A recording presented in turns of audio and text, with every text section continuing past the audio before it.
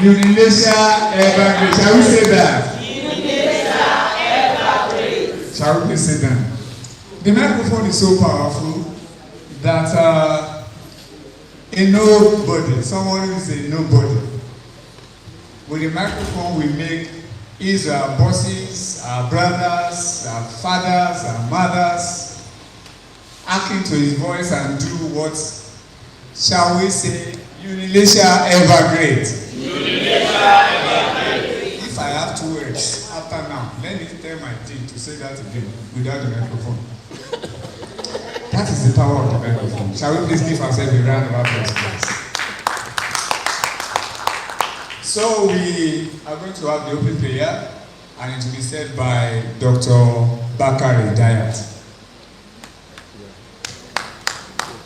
In the name of Almighty Allah, we give thanks, glory, and adoration. We thank you for everything. We thank you for the gift of lives. We thank you for taking us from yesterday till today. We want to pray unto you to come and be with us, to come and guide us, and come and direct us at night. So at the end of the day, we shall have a full cause to pray for his name. Through his name of prayer. Takbir! Takbir!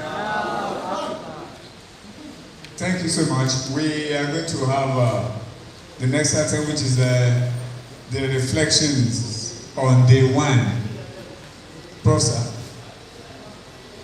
Thank you very much. Let me sincerely welcome you to day 2 of this great program. I want to appreciate very sincerely the management of this great university, led by our able Vice Chancellor, Professor Taiwo Asaolu, who had magnanimously approved this workshop for us to be well-groomed, better informed for student advisory process. I have no doubt that since yesterday, you have gained new insights for productivity.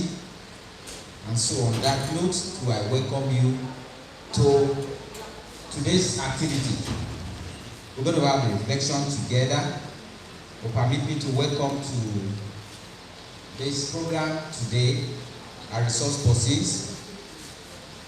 The first, Dr. Abiola Akingbemisilu, senior lecturer from the Ajasin University Akungba, Akoko, will be taking us on 2 topics today. And I welcome my own blood brother, Dr.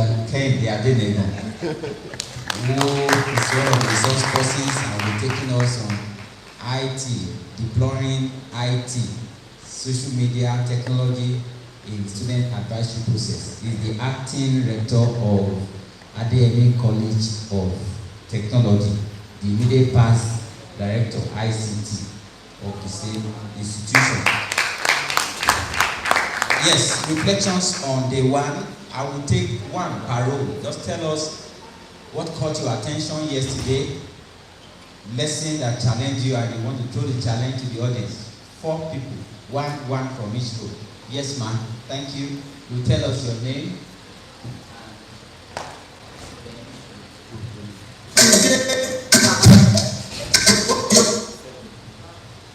Good morning, Profs. Good morning, everyone seated this morning. My name is Dr. Mrs. Ogechi Tabusuala. What caught my attention most yesterday was the saying that at any point in time when we meet the students, we must get the best out of them.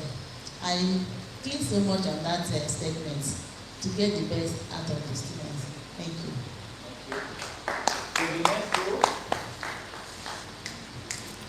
Next row, Dr. Fabini is raising her hand.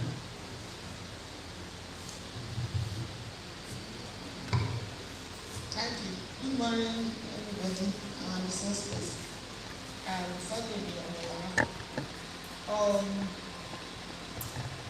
Yesterday, I was made to eat my words. To be candid, I said, we know how to advise now. Why do we need this type of workshop, and many people said that even before the workshop, but we ate our words. I want to thank you because everything about yesterday, anytime I knew, and I learned everything that was said. Thank you. Please give my guy a better round of applause, please. Dr. Kadu is one of the key shares that has driven very well the group. Group 2 is, in fact, was the motivating force for other groups. Eventually, group 6 came from the back end and they began to fly. Group 2 was the challenge, great challenge to other groups. So I give it to her. Yes, the next group.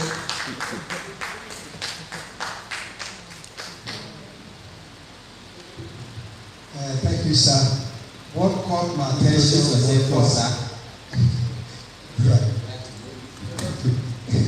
just the novelty. Yourself, sir. Thank you. My name is Dr. Adenegan. I'm from Group 6. Yes, what caught my attention was the novelty of the brief test conducted by our resource person yesterday. That it makes people realize that certain little unrecognized aspect of human life can have some psychological implication on his personality. Thank you. A better round of applause for my organ, please.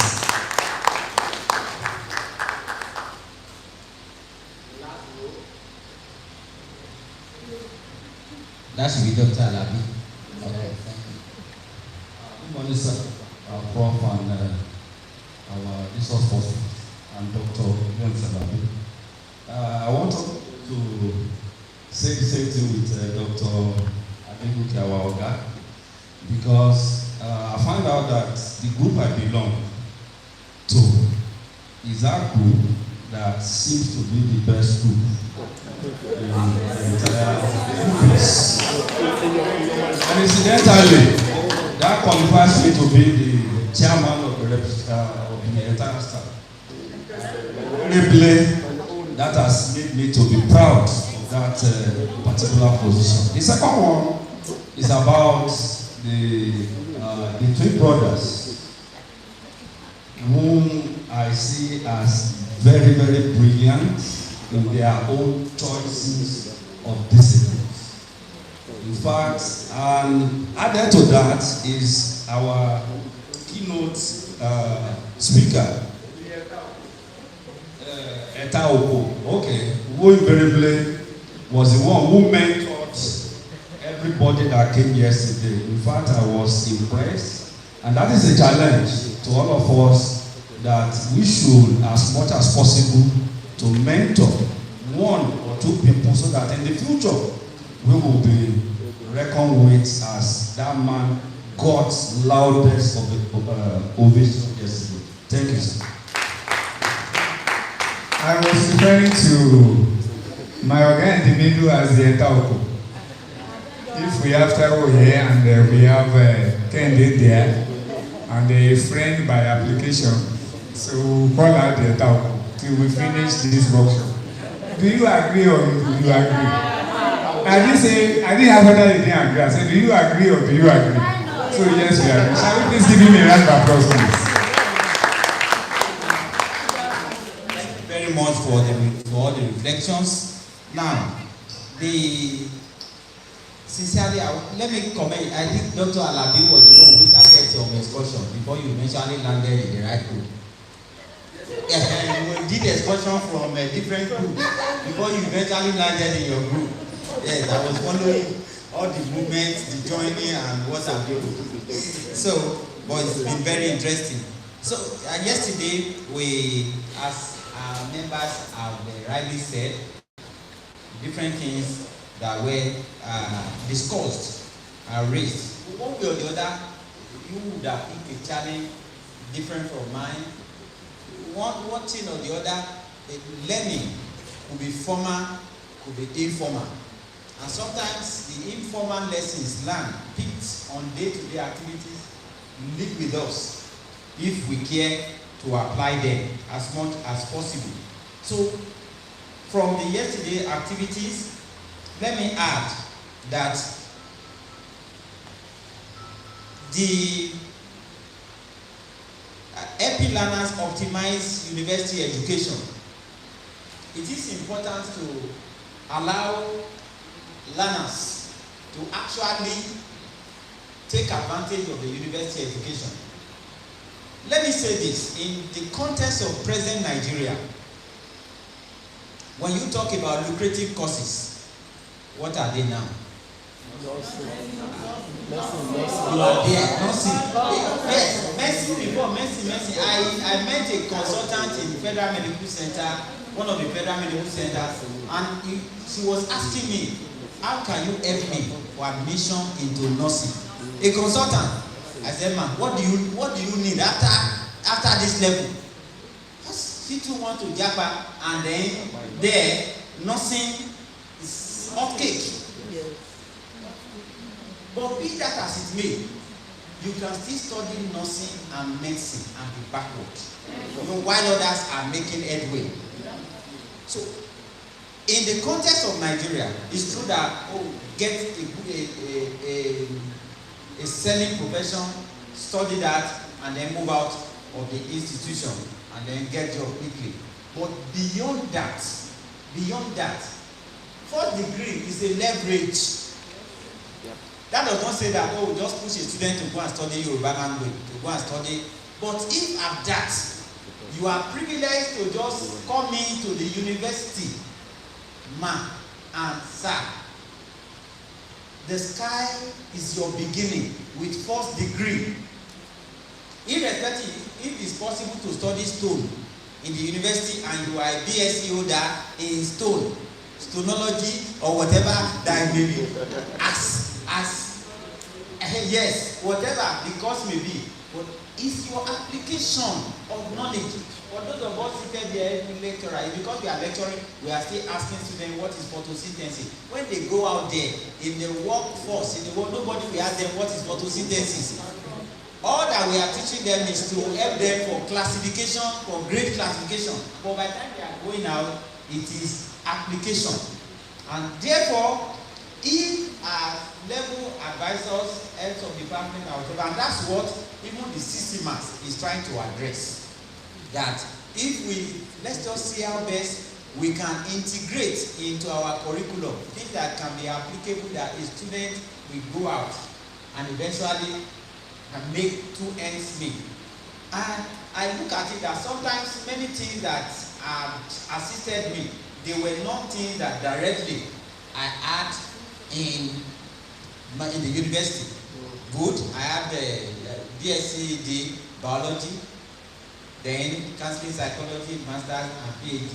But beyond that, I went in learning what I learned about ICT, to the point that every committee they want to make in the university, set up a committee, they will bring me into that committee. I didn't study ICT, but because I know there is nothing you are doing in the 21st century if you don't have knowledge of computer. You can't fly.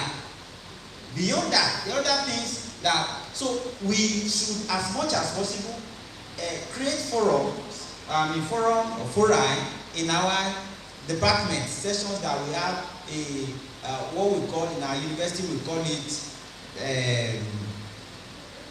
is like a family meeting, which will have the head of department, lecturers, and the students.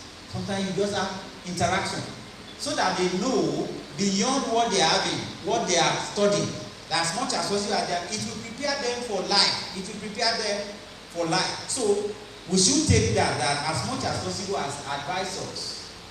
We want to help the students to optimize university education, so that whatever they are studying, they don't feel inferior. Or sometimes when people are introducing themselves and what you have, you feel inferior to say that I study Yoruba, I study chemistry. No. So until they appreciate what they are studying, irrespective of the situation of the country, that I can stand tall, I can make a difference. So let us do that as much as possible. So that's about the helping learners optimize university education. Then on the other hand, building bridges. Building bridges to on student advice with advising student-centered approach. We know the importance of bridges as much as possible to fill gap, to link. We have to, as much as possible, through our conscious efforts in the advisory process, that we are building bridges that the students can leverage on for the future. And your name will continue to be evergreen in the memory of the students, that you, whether directly they remember you or they don't remember you, they will know that XYZ lecturer has done this, has created, has given shape to their life. So you must consciously ensure to build bridges. Now, there was a post, day one comment by Dr. Ogeshi yesterday. She raised a point, and let me just allow you to raise it, and we'll just take it 5 minutes before. Please let me give her a microphone. We'll just use that to wrap up the reflection. Thank you, sir. During the discussion yesterday, someone raised a question about those who are sent out of school. If someone is sent out of school and the person refuses to go, what will happen? Then, immediately after that, the team was stopping me. I wanted to ask a question, but I was not given the opportunity to do that. Then I have to go to him privately to ask him. If for every advisor or and lecturers in the school or any other staff in the school, the important thing to do is to make the best out of every student. Those ones who are sent out, why are they sent out? Does it mean that nothing can be done about their case? Can't they be changed? When you send them to the society, what is the intention? Is it for them to go and commit suicide and die, or to constitute more problem to the society? Then how do we help this set of people? Thank you. Thank you very much. That was what she raised. Let me say this. Yesterday, I asked her to just put it in cooler. We'll revisit it this morning. The students' regulation, the handbook, is to guide. And if students know that you only put that for decoration and no action, students will take the institution for granted.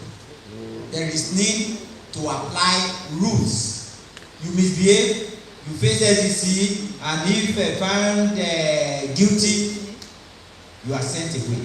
But now it shouldn't end there. That's where level advisors, that a student misbehave does not mean the student cannot become better.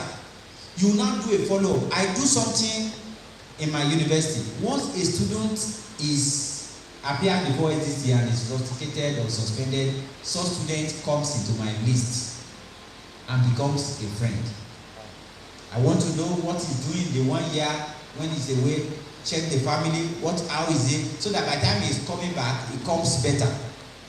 We have a situation of things that where someone a son of a highly influential person in the country misbehave, and then many people were calling the Pro-Chancellor, calling management from the presidency, from assembly, from this and that. Eventually, it was the expulsion was changed to suspension for 1 year. He came back at the final year. At the final year, he misbehaved and eventually sent away totally. This was someone who prepared the book and put it in food for innocent students, and that one ate the thing. Landed in Arrow. So we have some. So sometimes the best thing, what you can't manage, it's better to take care to remove a virus than to allow the virus to stay. If you look at it that on the whole process, in the Bible, we read that Jesus said left 99 and went after one. If the one that will come back to spoil the 99, it's better to allow the one. let the one go away. But of course, with Jesus' illustration, he knew that he was coming to bring the one to add value to the 99. So what we are saying is that as much as possible, let us learn to apply it. But with love, when the student knows that it's being sanctioned with love, he will appreciate the discipline better than being done in hatred. I have an example. In our university, the students sat for exam for a lady, a guy, the boy sat for exam for a lady. I was even thinking whether the girl was the girlfriend of that boy. I asked, said he was not your girlfriend. Why did you sit for? Not your biological brother. What your biological sister? How come? Did she give you money? He sat for example. So that's impersonation. The two of them were rusticated. And I kept monitoring them. That guy came back, refined, came back, joined activity groups in the university chapel, in the department. When he graduated, one day where he was working, he came with the MD of the office to come and do something that will benefit the university. Came, presented a proposal to help the university, assuming he had been thrown out, not monitored to see that it can be better. It would be useful to himself, useful to the community and the family. So if a student is disciplined, that's why as head of department, we should, yes, whether public or private, that we should just give our touch, the personal touch, the advisory touch, to see that. And when the student knows that, my HOD cares, my level advisor cares, then as much as possible, one way or the other, that signal will make a change in them. So the bottom line of it is that let us not spare the rod and spoil the child. Where we need to use the rod, let's use the rod meaningfully, carefully, purposefully, and as much as possible to get a target. And we know that the end result will come. It may not be all that eventually will change, but having done all, we can now assess with assessment that if you cut a relationship, a client, advisee relationship, if you discover that the advisee is not responding, and having done all, then you can give a break. That break with consciousness that you want the break possibly to bring him, there might be a change. There might be a change. So on that note, we want to continue with the first presentation for today, and that's where we'll be talking about the nature of the adolescents, young people or students in the university in the 21st century. And that will be handled by Dr. Abiola Akingbemisilu. You're welcome to the podium.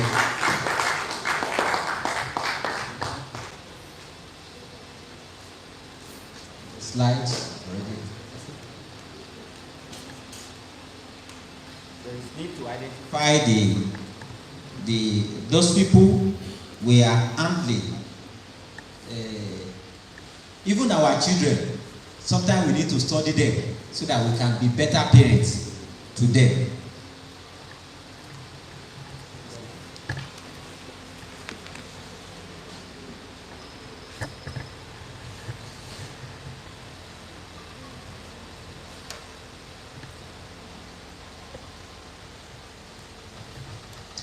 Good morning, everybody. I want to sincerely appreciate God for this privilege to be here this morning. It's not everyone that is that privilege. I used to say it that it's not a right, It's a privilege. I also like to appreciate my friend, Dr. Taiwo Professor Taiwo Adenegan, for this privilege to come. Thank you very much. God bless you. I appreciate my friend too, Dr. Kehinde for the privilege. The management of the university, I sincerely appreciate you and for permitting us to share a part of the high school. Some of you will presume well what the age bracket of these guys could be, and your presumption may be very right. And when I came in, I saw a number of people. There is a way you know an old man, even if he dies, he's here. And I presume we have so many professors.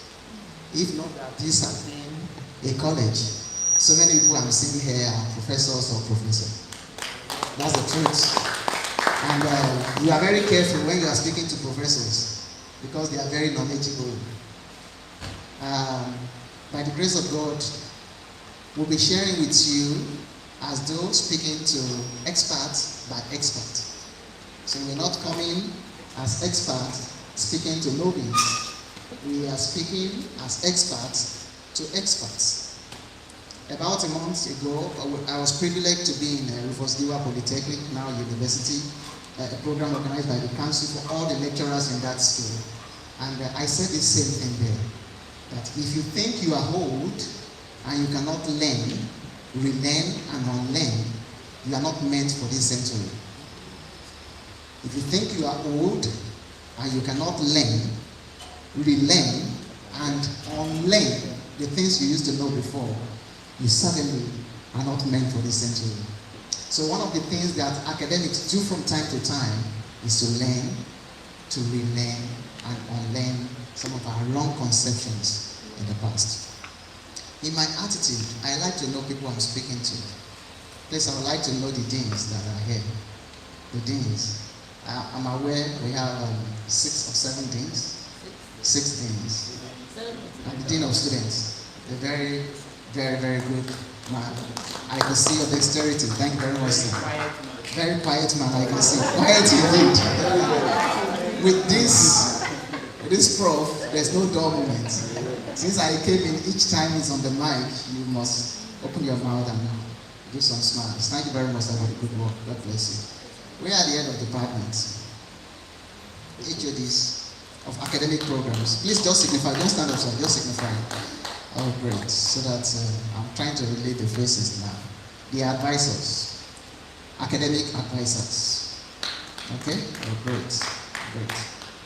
So what we're looking at very quickly is the nature of adolescents, young people and students in the 21st century. You will observe 3 things there. The first thing is that we are looking at young people. The second one is that we are looking at young people that are students. And the third factor there is the 21st century. How many of us belong to the 21st century by act? By act. Yes, by your way of life. You think you are meant for this century? By act. You are very compliant of 21st century. Very good. What's your Instagram account? Oh, God. I don't say you don't have. Now, your Instagram account. You don't have, or you don't have it up. When last did you check your Twitter page?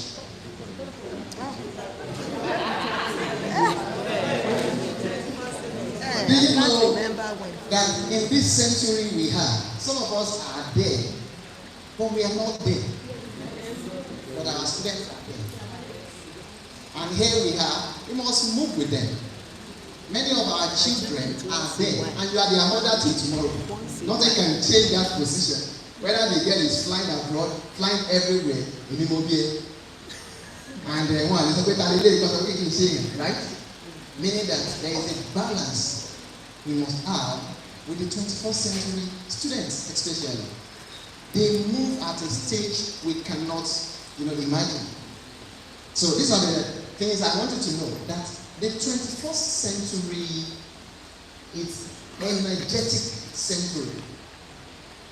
They are so powerful. They move everywhere. They can have aluta from 8 a.m. till 8 a.m. the following day. There was a time in my institution, they did a struggle, aluta. They cook breakfast, lunch, and dinner in the aluta congress. They went and hijacked people's pots, killed a goat on the road, took a wailewa, cooked beans, where they are doing aluta, and they stayed there for 24 hours. Police was guiding them. The university asked the police to come around there. They will not cause trouble, but in this place, no movement. Could you do that, man? To stand 12 hours doing struggle? They are so energetic. If we don't understand them, we will always run into trouble with them. We will always run into trouble. Many teachers, many advisors don't know this. That you are dealing with people that are so strong. They are so energetic. So this is my outline. Having given that preamble, I'm going to expose to us some of the biology of an adolescent or a young person. We're going to consider some of their characteristics. Of course, you know, I said it before, we're going to remind ourselves some of these things so we could be, you know, moving at the same pace with them. Thereafter, I'll look at some of the features of adolescents, especially students in the 21st century, and I will end with the dynamics of adolescents in the 21st century. We want them to be dynamic. I used to have a vice chancellor who is adolescent-driven. And when he was the vice chancellor, our students were everywhere all over the world. That was around 2013-14. Our students were everywhere all over the world because he understood them. If he sees any contest, he has them. You see them, the first in this. That time our university was the 7th best university in Nigeria. And of course the best state university, even till we speak. I don't know, your university may still try to overtake us.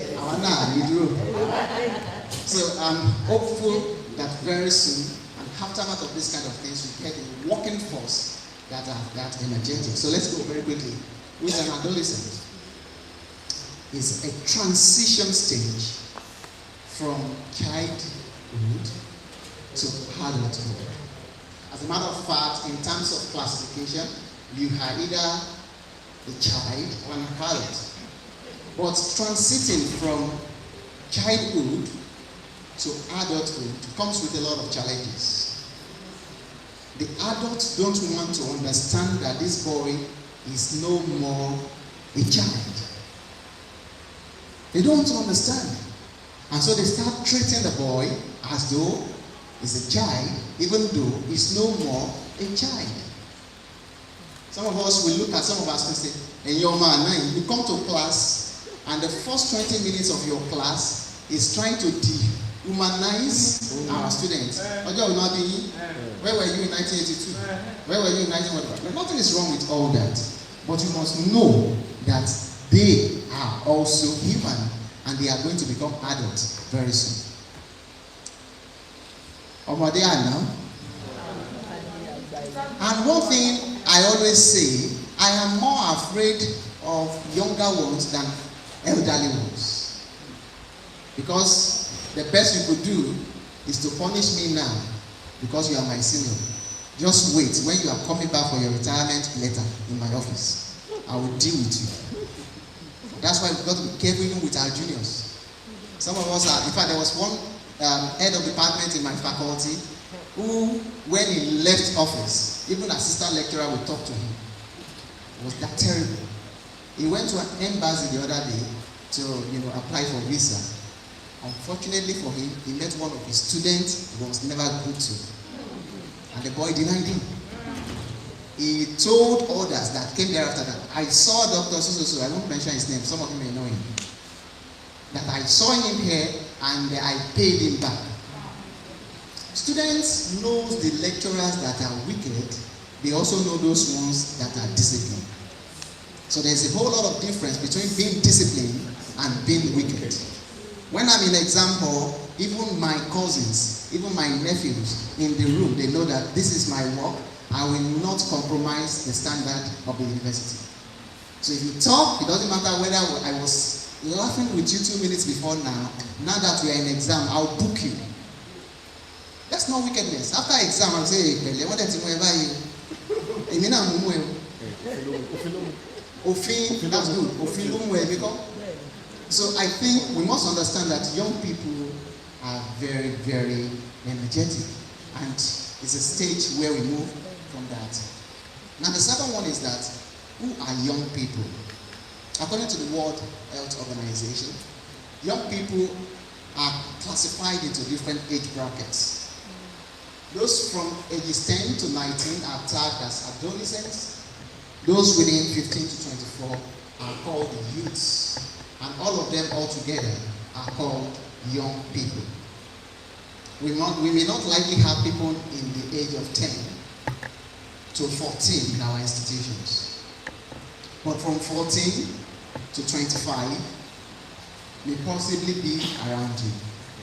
This set of people have a kind of uniqueness we must understand. And talking about adolescents alone, there are three categories: the early adolescent, the middle adolescent, and the late adolescent. And the age brackets are such displayed.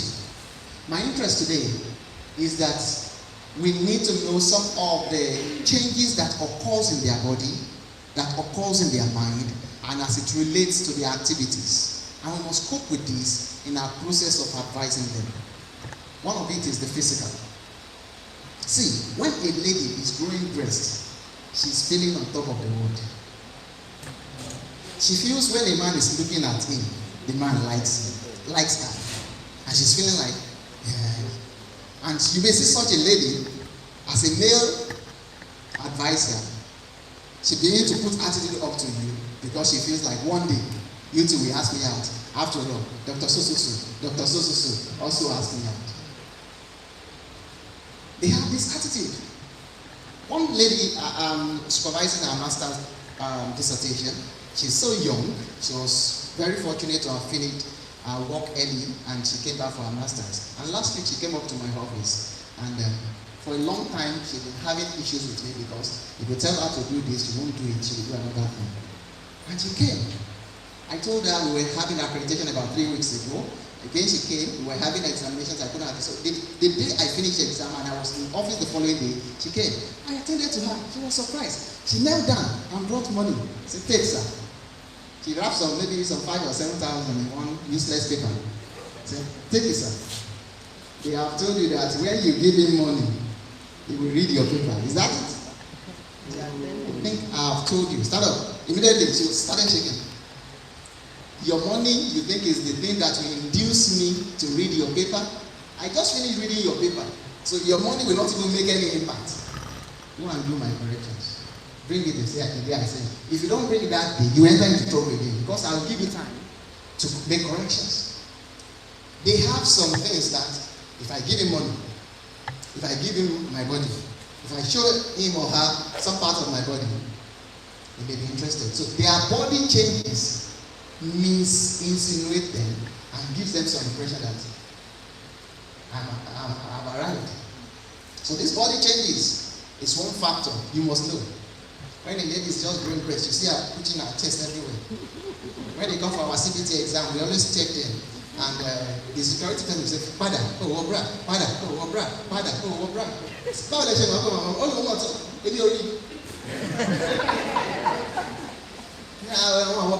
about 70% of them today, they don't know that. I said, "Who should grow you?" Because they are still feeling like that's their stage. So it's good for you as a woman to have said about even men. Some of us may not even know that they are not even putting on the ground. It's their stage. We must understand it. Accordingly, there are some physiological changes that happens, hormonal secretions that even sighting a good man, the lady starts wet. Just sighting a good man alone, if the man is not careful, some little advances, it's done. So you must understand all this, that these changes come with them. And this image I put here, you see a young lady transiting from this stage and becoming this. There's a way she becomes aware of her body. Some fleshes are here, some fleshes are here, some fleshes are here, and she feels like now I am like assistant mommy. And the mommy is daddy's choice. I should be somebody's choice too. That's coming to mind. So around what school, but ọ̀tọ̀ ni wọ́n nǹkan tó ń kà. That's the truth. One department in my faculty invited me for a talk, and I got there. Very fantastic topic. I saw like 17 students in a faculty of over 2,000 students. Kí ló ṣe àwọn ọmọ yìí ó ní wọn ní wà ìgbà tí ń ṣe ọ̀rọ̀ show. Fortunately, the evening of that day there was a show. Departmental. Before the starting time, the whole of students, they want a place where some of these features are displayed. Not in the place where you become dressing corporately, become a doctor, become a kiloda. So the second one, psychological. There are some psychological changes that occurs in their mind that if you don't handle carefully, you may run into trouble. My first son is in this stage, and recently she was going to his room. I was like, "Kí ló ṣe? Okay, nothing." He will just sit all alone in his room. This is a guy who's very bright, who will come but when he just got to a stage of his life, he was having some psychological shift from being a child to now becoming an adolescent. And so care must be taken to understand him. Okay, can you press your phone? Sometimes give me your phone, sometimes block some areas, sometimes he's having some psychological changes. We must understand that. And we must not force them to the 19th century. They are in their century. We must guide them in their stage. So when they come to you and the guy says, "Sir, I didn't fail," you must listen. You mean they didn't mark your script well? If any student who accuses me of failing my course, you mean you want to prove it? Yes. I deliberately drop whatever I'm doing, go check the script in case there's a mistake somewhere. Sometimes, did you see this? Oh, sorry, I now remember that I didn't say, "Hey, you have satisfied your curiosity." If I say, "Man, write to the Vice Chancellor, query my," it means that I don't want them to learn. Because in the process of learning, you must be able to interrogate anybody. "But Daddy, you said we should not drink. Why are you drinking?" That's an adolescent. Daddy, you say it's not good to abuse people, but here you are abusing mom. Mommy, you say it's good to be polite, but the way you spoke to Daddy that time, I didn't like it. They will query you because they are in a psychological state of transition. Anything we imprint at that stage stays permanently. So we are in the school to teach them all this. The third one, emotional. You see them just in mood swings. The guy that is active today, the next moment is not active. So this emotional change is characteristic of them. And we must understand that. Sometimes you are in your class, as you are coming in, everybody is laughing. At another time, you come into your lectures and everybody is just frowning. What happened that day? They trekked all along from the gate. There is no shuttle. And so, for the fact that their mind is troubled, you need to do a lot of work before you teach. Otherwise, everything you teach that day is landing on deaf ears. Emotionally. The very, and the last one, sociological changes. That one is very elaborate. They want to socialize. If your son or your daughter tells you, "Dad, I want to visit my friend on his birthday," please don't deny them. I was advisor for my student association, not even a course. What we use in my university is course advisor and then staff advisor. The staff advisor advises everybody in the department as the staff advisor, but each course advisor advise each program and each level. So I was working in both cases. And when I was the staff advisor, whenever they want to do their program, they bring it. They want to do a show. Where do you want to use? You want to use Kehinde Hotel. What time? 7 p.m. Good. 7 p.m. hotel. Good, that's why she's there. And why is that? I want to come and I can't leave my house by 7. So it's not because I must be there. It's my work to be there because the Vice Chancellor can call that something is happening there. Are you there? Okay, what can we do? Can we make it 6 and close by 7:30? Okay. All that you are going to do from opening, no opening prayer, but opening till closing, I'll be there. I say, okay, yes, I'll share them microphone, DJ, Apana, heart level. They want to socialize. They want to interact. They want to.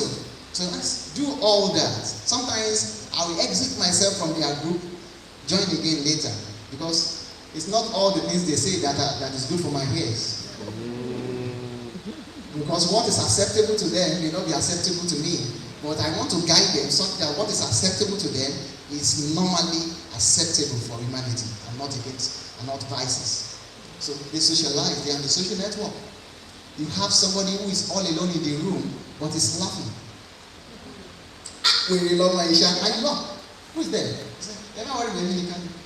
He's speaking to somebody, he's watching somebody, he's talking to somebody, and he is happy being alone. So he's alone but not lonely. So there's a whole lot of difference between being lonely and being alone. Just leave me alone, but I'm not lonely.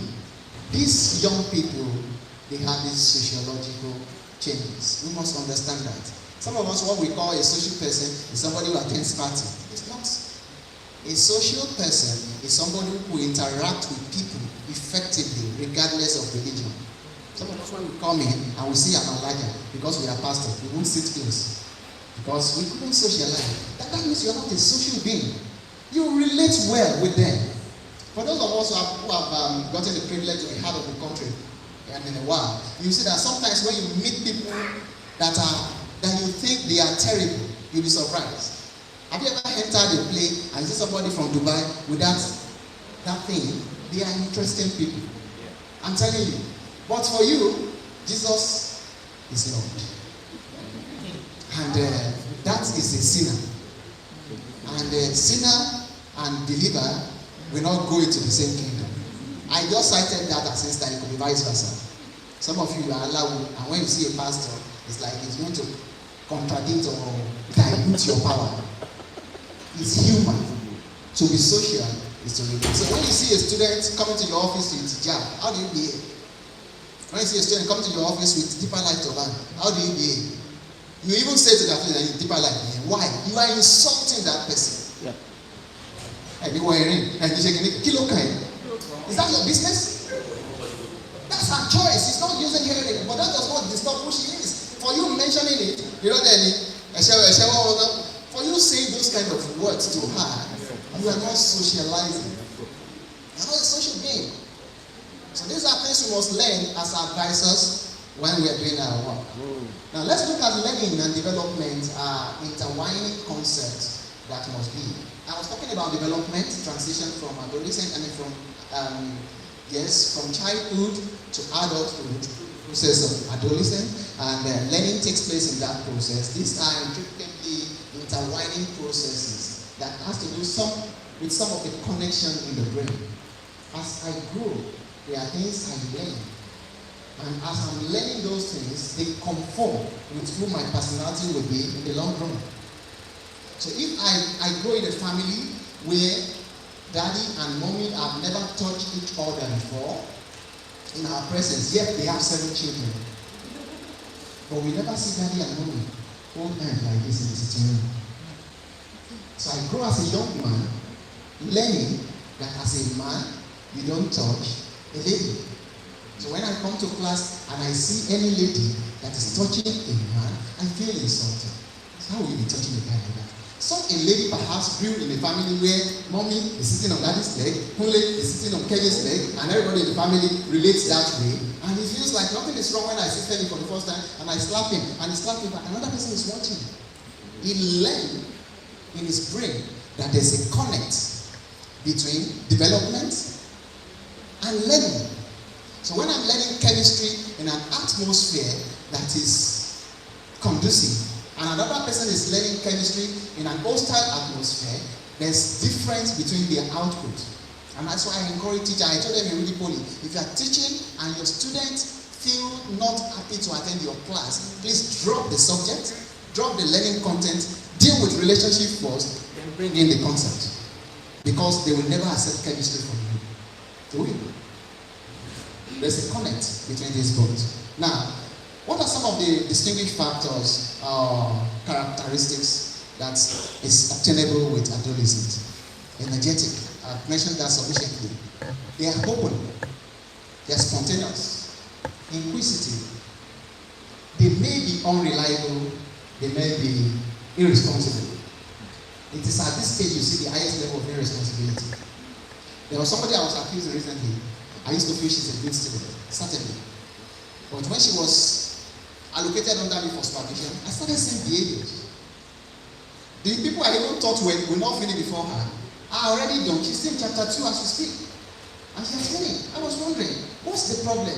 But later I saw that no adolescent is 100% reliable. Something we just spark. This young lady was giving me an excuse of being she's the sister coordinator of our fellowship. So in fact, I was happy I had a sister coordinator as my supervisor. As somebody they have fellowship group, I said, don't give me those excuses. In fact, I don't want to hear it. Because when I was in school and I was graduating, I graduated with 16 certificates apart from my BSc. 16 different certificates. When I counted my certificates, 16. CJ, Secretary of Fellowship, and Clinical Department, Clinical. I was in student union, I was in fellowship. It has never happened before. In fact, when I was called to serve as the Chief Justice of the Student Union Government, and they were wondering, ESCO is in our constitution, that you can't be. Yes, I didn't contest. We went to Reverend Adekunle, who was our advisor, said, let him go. They invited him to solve the problem between the executive and legislature, because then our president, the student union president, was notorious, the speaker was notorious. They needed somebody who could deal with the two of them. So I said, don't give me the excuse of being busy. I have been busy before, and yet I graduated, I finished in record time. So what will stop you from doing your work is not tellable. Naturally, they are unpredictable. Please get that to you right now, that anybody who is an adolescent may be irresponsible at one stage. At another stage, they may be responsible. They may be moody. Today they are doing well, next tomorrow they are not doing well. It's our work to guide them. They desire independence. At some stage, give them some freedom. I have a course that has a field work that I teach undergraduate. I have another one in PhD that I teach that has a field work. When I make my PhD students to go for the field work, I don't follow them. There was a time they had to visit Abiola farms and other places in Ekiti and even in Osun State. But for my undergraduate, I dare not follow them. They want independence. They want to move away from coverage. They want to move away from protection. You must understand that.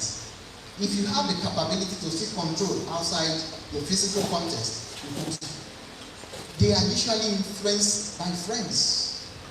My friends, in fact, one of them, I was speaking with one of them yesterday after we left here. I saw our colleagues in NYSC. So I was wondering she should be there. She said she didn't go. Because January, so she didn't complete the NYSC registration because some of them wanted. The one I was speaking to was to get married in December. I said, I got it here. What about the other two people? They want to go together. Are you going to the same place? So she will just tell the mom at home, one thing mobilize one. And I said, Mori Fayokemi in Akwa Ibom. I saw the post on my phone. Your results were approved together. He said, we didn't complete it. It is when we complete it, they will post us. That's a young person for you. I've been thinking of how to deal with that case since yesterday now. Seriously. I've been thinking of how to deal with that case because you left certainty for uncertainty. You know what will happen in January next year? Somebody is supposed to have served in March 2020 and COVID came. Did not serve until when? Your mates that are gone ahead of you, that one batch, you may run and never meet them in life. So you leave certainty because at your fair move or anyone, they have a tendency to be influenced by their friends. They don't want influence from the family. The kind of people the family will bring are pastors and religion. Your best friend is your chief imam. Your best friend is your pastor. So the people you bring home to come and talk to them are religious. But they don't want that. They rather want somebody who will tell them the things their itching ears want to hear. These are their features. They like role models that are outside the family. I have a nephew who said his role model was one pop star artist. And I asked him, have you seen the man before? He said, no. How come you say he's your role model? I like the way he does his things on the phone. So that's his stage life. Every one of us, we have gotten stage lives. Pastor Adibo, he has a stage life. His life is different from what we see. I hope you know. Go and ask the mommy from Mommy Gio. You will know that Gio, everybody is referencing. It's not the same Daddy Gio in the house. Is he a bad man? I don't know. Is he a good man? I don't know. It is the wife who tells us. Kabiyesi, Ilu. If you want to know him, ask Olori. Everybody will prostrate before the king. Kabiyesi o. You're welcome to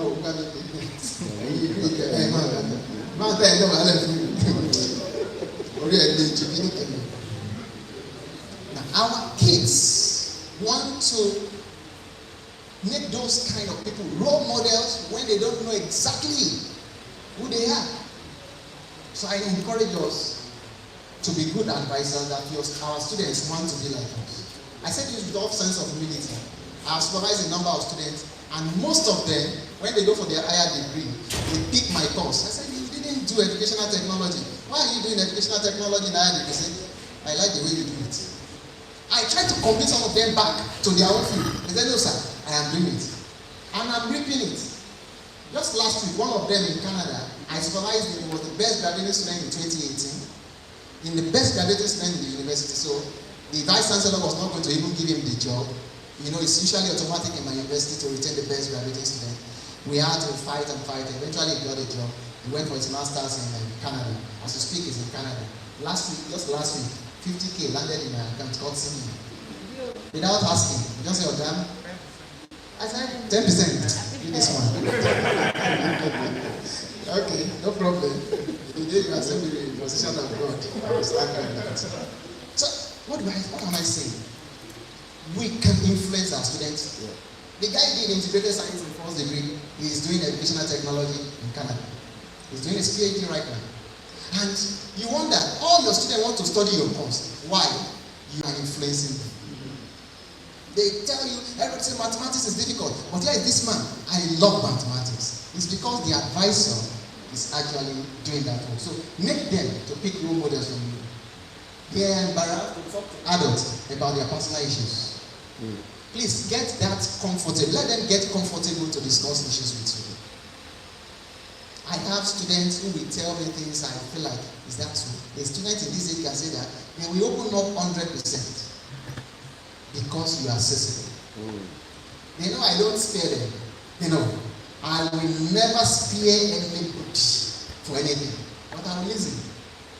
I had a job when you are so passionate. Now, what is so with this lesson? Only consequences. What then you what? If you are my good student and you are good, you have some things to enjoy. If you are not good, you have some questions to answer. It's as simple as that. It's accessible, but it's fair. Let them feel free to talk to you because by default, they are embarrassed to talk to adults.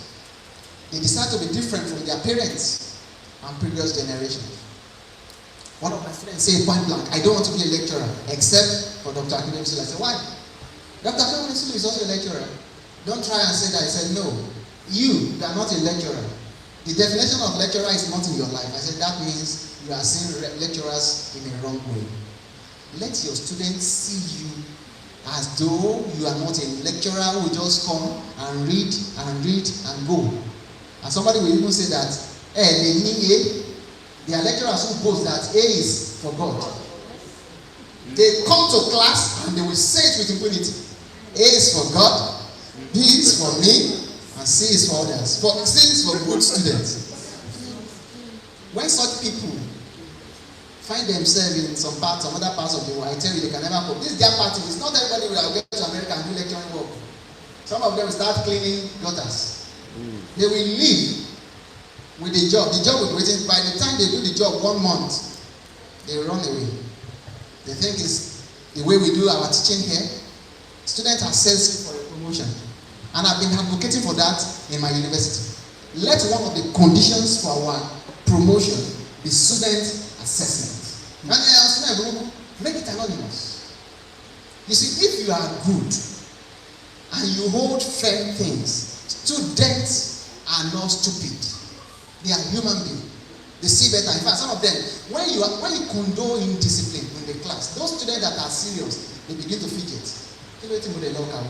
Gbogbo ọ̀rẹ́ mi sì tó kọ́ sọ́wọ́ máa yẹn dẹ̀ ni kò sọ̀rọ̀ kò ní kàwé lọ́la o, that's the truth, kò ní kàwé lọ́la o náà rà kọ́ sọ́wọ́ because eléyìí tó kà gan ó gbàgbé eventually kẹ́mi tí ò mọ nǹkan kan ó ní 2-1 òun pẹ̀lú gbogbo ìwé tó kà 2-2 sorry who does not understand Yoruba here because it appears I'm speaking so much of Yoruba and despite all that he has been reading AC and somebody is calling him, you filter his mind that he feels like hard work is a scam. They tell us, they come to your office with car key saying education is scam. Don't worry, I don't argue with you. Don't worry, you don't complete the degree. You will know that education is not a scam. You think this Yahoo thing will last? They can't sustain it. I say it with all confidence. If anybody picks money in a wrong way, he will spend it the wrong way. Build edifice, you will sell it for 2 million. He will buy it from you. Because the worth of that building is 48 million. You will sell it for 2 million when you are broke. Because you are used to wasteful spending. So I will buy your 48 million edifice with 2.5. So if somebody works for money, his money grows. So don't let them, many of us will feel jet when students say, there was one in my university, they posted on Facebook, Professor car, student car, or I posted. Only professor car, the student car, professor car. It took professor time to save, to buy it. Your own, the money came suddenly in 2 days. You do one on your $1 million. $48,000. How much is that in Naira?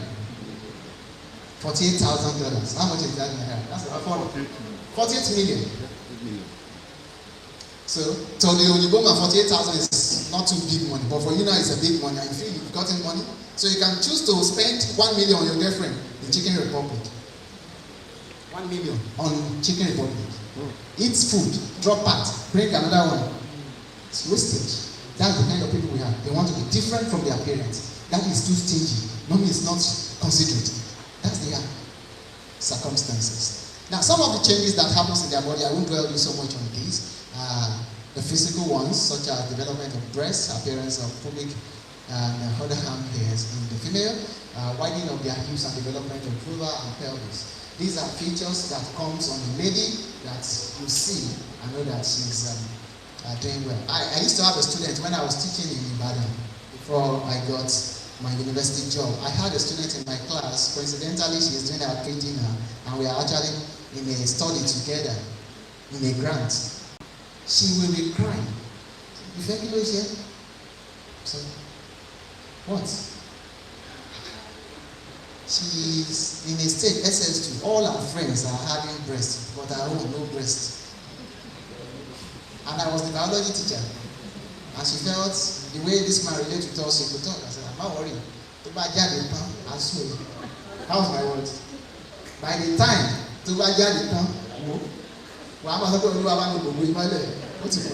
today, that's exactly what happened.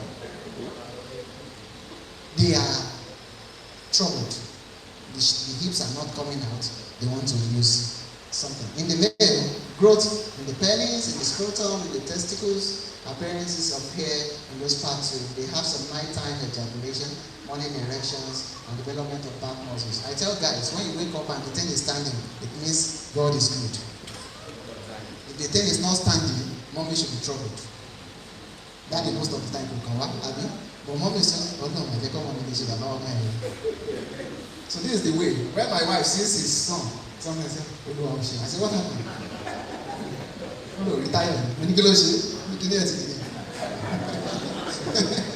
That means this boy is fire. He's a man. He's becoming a man. So when we see it on them, these are signs that yes, they are coming up to become a man. They will become the father of their children very soon. So these changes in boys and girls, as we see, they have accelerated growth. There was a time my wife was troubled. He said, my second son is taller than the first son. And she's like, àbúrò ẹ̀ ti fẹ́ ga jù lọ, mi máa wọ̀rí nísìnyí báyìí, èmi àti ìyẹn lájọ wà nísìnyí báyìí, àbúrò ẹ̀ yẹn bí ló wà. See, if you women, you trouble yourself with many things. For me, when she was saying that, I was not bothering. Ṣé kò worry kí ló kàn? Am I God? If I mention it, will I change anything about it? Ṣé kò jẹun, ó ń jẹun náà, so feel like all of us be àìtí ẹ̀ lè bó ṣe wà. Today, ìyá ẹ̀ máa ń wò lókè tó afẹ́ bá sọ̀rọ̀ because in stages, the changes may be late, and I think science have told us that for some, for guys, the ladies are between 9 and 11, they start growing, they stop. But for guys, between 13 and 15, they shoot up. And when they come up, you see your son in 100 level, and now you call the lady, do not stop. To go about to go. That these are changes. Their face as of young adults, because they are growing, and then their voices changes. They have more desire for sex, and sexual activities may want to be created. Now, psychologically, these are some of the things that happens to them. I've mentioned it before. There's mood swings, there's insecurity, fear, and doubt. That's why they want to change their trousers from normal one to tear jeans. They don't feel secured in a corporate way. They feel secured seeing Lagbaja on the stage doing like this. So they want to be like him. Tomorrow they see a pop artist who paints his own hair. They go and paint their hair. Another thing, they see another one tattoo everywhere. They want to tattoo because they are always picking people. They don't know which one is the best one. So they are insecure. They are behavioral expression of emotions, which may include withdrawal, hostility, impulsiveness, and non-cooperation. They are self-centered at this stage. You must understand that they are more self-centered. If you want to get anything for them, everybody says it's my own, it's my own, it's my own. And the feeling of being misunderstood or rejected, that I must establish. Many of us, we don't know that they always feel rejected. So you must deliberately, as advisors, as teachers, take note of that there's nothing wrong with anybody here. Even if you have not scored what I wanted to score, you are unique in your own way. And then they fluctuate in their self-esteem. Their interest in physical changes, sex and sexuality, they are more interested in that. Concerned about their body image. You see, they want to tint their hair. They are concerned about sexual identity, decision making, and reputation is high at this stage. And they feel a little autonomous and independent. When I'm in my room, Daddy, don't come in. You see, hear your daughter telling you that. Daddy, when I'm in my room and you want to come in, you know. In my own house that I built, my daughter will tell me that one. Say, Daddy, don't come to my room. I may be dressing up. Who are you? If you at this stage, sir, you don't have access to that part except God forbid that I'm sick. So they want to be independent at that stage. Now, adolescents and the 21st century students, what connects them? One of the first factors I want to draw on is ICT. I don't know if it happens here. Student will be on bike and will still be pressing phone. Yes. I see it. She won't feel telephone, won't be sharing. In fact, if I teach and any student presses any phone, I'll give them two options. I'll put the phone in water, or you break it by yourself. They say they don't want any of the two options. Then don't use it at all in my class. Some of them will tell you that they can't do without their phones because many things are. I agree with you. You may be writing notes with your phones, but what stops you from coming with a phone, with a pen? But in case you are not in class with your pen, then you should use the phone for that, not for the other thing. So if you are on phone, I want to be sure what you are doing on the phone are things that will add to you, not things that will subtract from you. So they are more active on the ICT in this age. Another thing I want to focus on is they want to imitate adulthood. 21st century adolescents and students, they want to imitate adulthood even when they are not yet an adult. So you see her doing exactly like daddy, doing exactly like mommy, though they are not. So you shouldn't take offense with that. That's exactly what their stage entails. Now, 21st century adolescents are more versatile and inquisitive. I hope you agree with that. They are more versatile. They are multitasking. They can do things. Let's harness this strength in them. They are more inquisitive. They want to find out why is something not this, why is this this. And another one is that they are dynamic in their thoughts and in their actions. Please, task that ability in them. Give them tasks to do. You will see excellent things they will bring. They are innovative and they are very creative. Now, if we want them to be excellent, especially in the University of Ilesa, these are the things I want you to do. Okay, number one, accept them. We're talking about nature of adolescents in the 21st century university. Please, acceptance is the first thing. Accept everybody that comes to your office.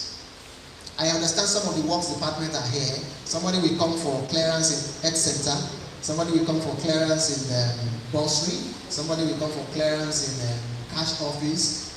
If you don't treat them very well, all the works the lecturers have been doing in the department, you will puncture it with one of your activities. And I tell my staff in my university, if you are in health center people, are you here? Please let me see you. Good. If you don't treat them very well, they can burn you. Last semester, all the staff of our health center went through the fence.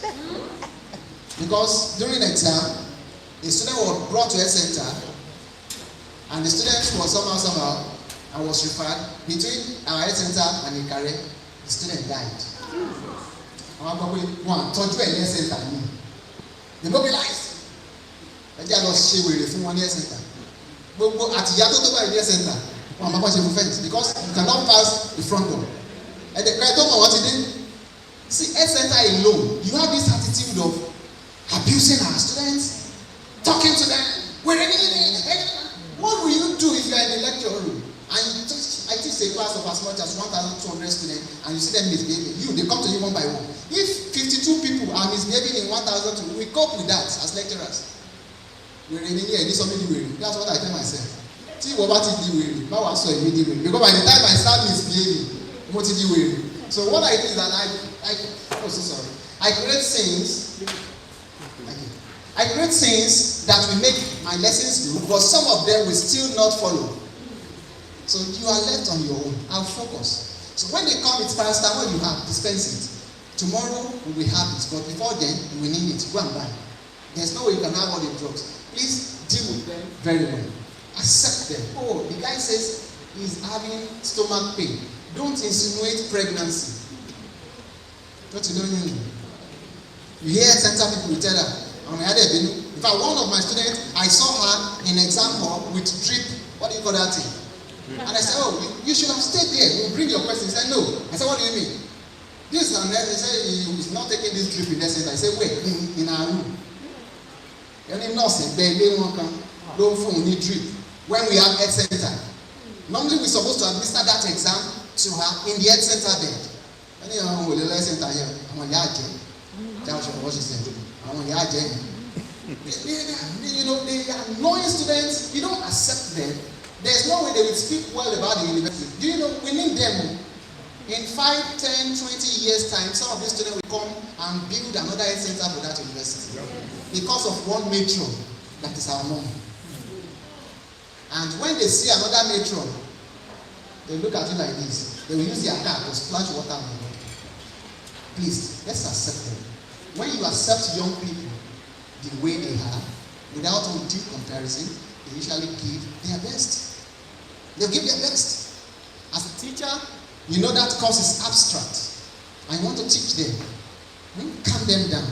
Tell them that in this class, the least I've never gotten is this. One of the announcements I make in every of my first class is this: my highest score and my lowest score. I told students the highest score I've ever gotten was during my master's. It was 94. And the lowest was 33. I have failed before and I have passed very well. So you can be in between. They choose which one. Accept them.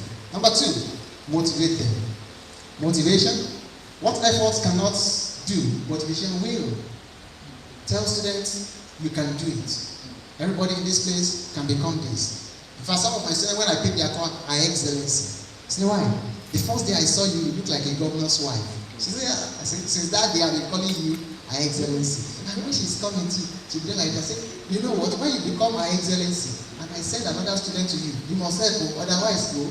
If they are go down, motivate them. Number 3, positive reward. University don't do that. In my university, even in the last convocation, we have people that still get award of 15 naira. Yes, and one ancient reward here. Best graduating student in philosophy, 15 naira. In today's age, because then 15 naira was like maybe 5,000. Somebody will give a student who was the best in the faculty 2,000 naira. Kini. They don't even give money. See, the best graduating, so let's put it this for package for the vice chancellor. The best graduating students, apart from being retained, should be given 2 million from the institution. Minimum. Let them have their money in millions. You see somebody who is intelligent working. Let there be good reward for hard work, not rustication, not punishment all the time. Set goals. Set goals for them. I tell you, if you set goals for your students, they will meet the goal. If you want to score a goal, you must put a goal post. If there's no goal post, there's no goal. So put a goal post so that they can begin to score. That's your work as a teacher. They target on that goal post and they score. Speak their language. See, when my VC want to speak to students, say, great Nigerians today. Or that will be like that. My VC is a very big man. You're like, great Nigerians, everybody will be laughing. He's speaking their language. Before he knows, take them down. When you speak their language, you accept them. Anytime my students are doing struggle, Aluta, they will come, I will go to their midst. If I stand in their midst alone without talking, they will come. There was a day I was coming from church, they were already in town. They directed my car and paved way for me, which no other car was allowed to pass. It is because I speak their language. That's the kind of teacher you want to be. Ladies and gentlemen, the young people in the 21st century are different from their parents. They are also different from their teachers. The parents must understand that. Teachers must also understand that. One other thing I want you to know is that ethics and norms have not changed from century. What used to be bad in 19th century is still bad now. Iwakiwa will change, but styles are changing. We must make this balance that as we teach them, we hold on to what is normal and we move with them in their dispensation. I want to thank you for listening. Shall we give him a standing ovation, please? A standing ovation for him, please. A standing ovation, please. Thank you so much, sir. Thank you so very much. Sir, I must confess I was held spellbound and very sincerely, very, very sincerely, that was a blast. Shall we give him another round of applause?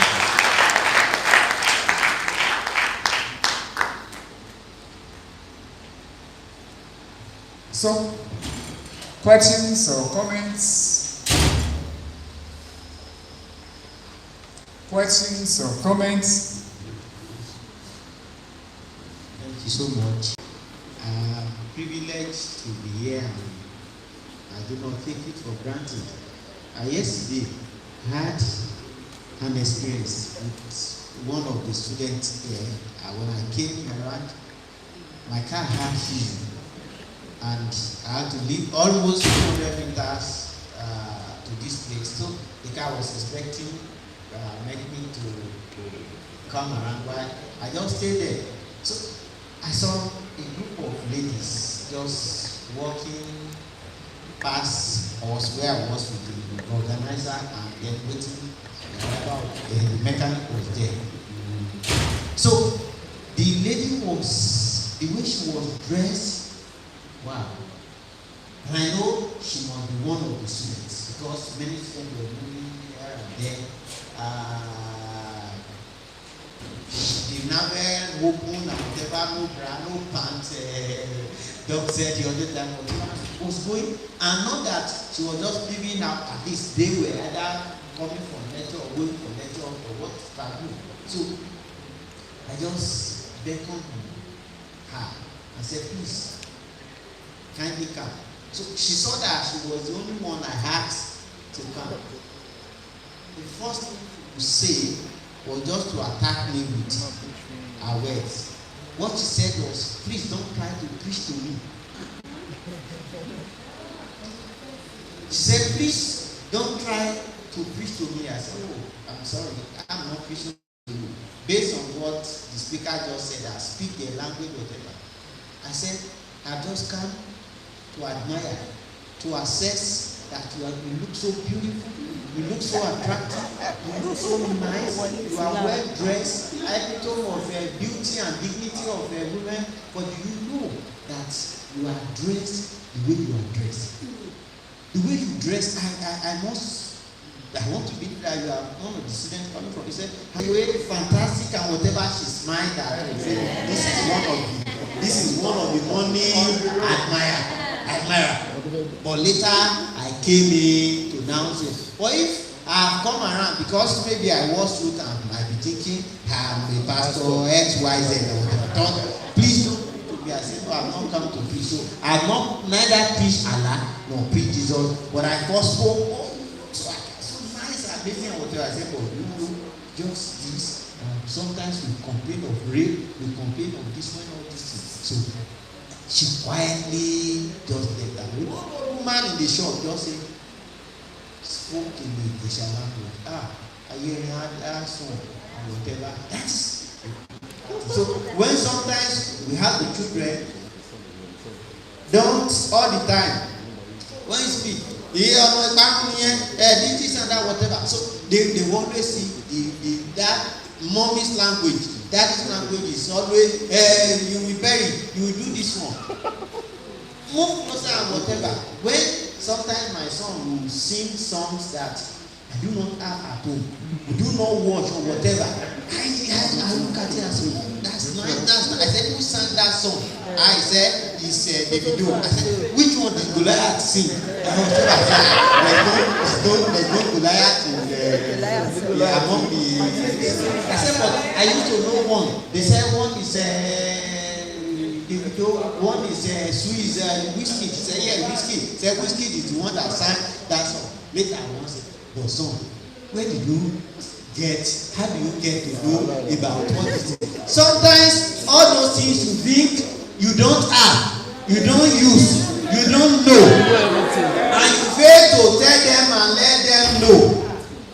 They will know it better outside, and when they get home, they pretend as the second deputy chief imam, second deputy pastor at home, and then so flow along, speak their language, and they will be free to speak to you. Thank you very much. Thank you so much. You do my hand.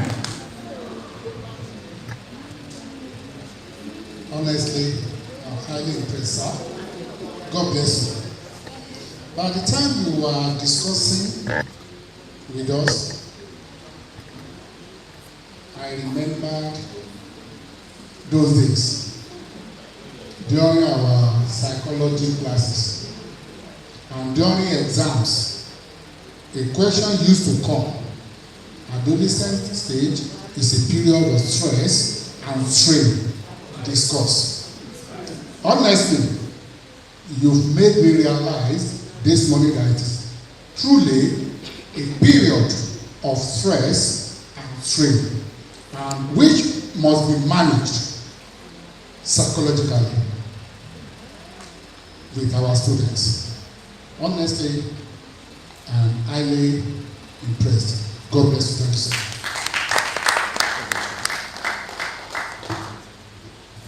My Prof, sir, I was coming from Ibadan to Ilesa.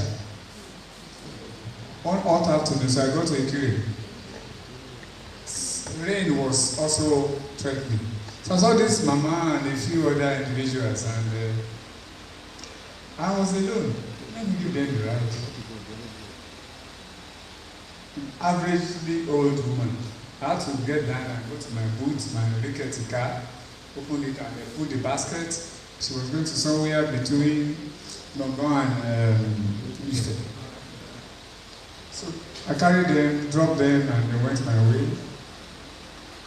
Sir, only for me to have a picture of when I was putting the bag in the boot with the mama and the others there, sent to me by one of my students. A student of mine, not in my department, a student at the same level, who is from Mikiri, was somewhere there, and they took my pictures with the Zoom. So on their general platform for that level, he posted it there and was saying some Organoshi, Kapukabu and all that. So those who were in my department started lambasting him. And later it was forwarded to me, and naturally, how would you feel? How would you feel? Bad. Very sincerely, I did not feel bad. I did not feel bad at all. Ask me why. I remember when I was a student. And I knew, as bad as it was, that art was, I could do it. And so I got the guy, and we became friends, and he apologized. Anytime he sees me, even now, he will still say, "Okay, I'm very sorry." I said, "It's all right, it's one of those things." That's what we have just been told. I told my wife, she felt so bad. My first son felt so bad, but very sincerely in the inside of me, I'm going to say, one of our lecturers, I was one Christian in Pepuyo, because we won like a Pepe. So that's how that ages. And sir, very sincerely, it was very apt. I am appealing from the angle of the students' affairs now. Please and please, let's put all these things into art. God bless us. Another comments. Questions. The following, I want to appreciate the speaker for what he shared with us. The adolescent stage, I want us to note that there is this, about this student affairs. Sometimes I had to ask my wife and say, sometimes the female students, they will complain when they miss class or whatever, they will say they have menstrual pain. I know is the menstrual pain is such a challenge that will make students, when they miss class, they will say menstrual pain. Assignment, we will talk of menstrual pain and whatever. But later I became curious and discovered that we have some peculiarity. A mother said that she didn't pray that any of the children will look like her. That anytime she's the menstrual cycle, she will be admitted. Like so sometimes with the individual different the stage will give them some challenges, present some situations that we just need to understand and help them as much as possible. Adolescent, as much as possible, is a secretive stage in a way that sometimes they hide things, but when they have confidence in you, they can share with you. I had a student who, when she graduated, the mother was lambasting the student affairs officer that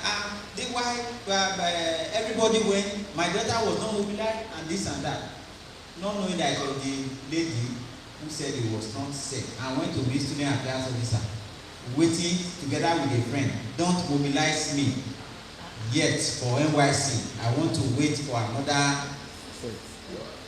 So sometimes they may have their eating agenda and what have you, but when technical advisors are close to them, sometimes when they open up, you can advise them rightly. Then I'll just make a comment too concerning one illustration you made the other time concerning the process in the university system. If a student fails, there's a process called for paper. Ordinarily, you apply and what have you. But from the back door. You as an individual, if a student is challenging and raising eyebrow about maybe I am failed or whatever, because we are all human beings, we can make mistakes.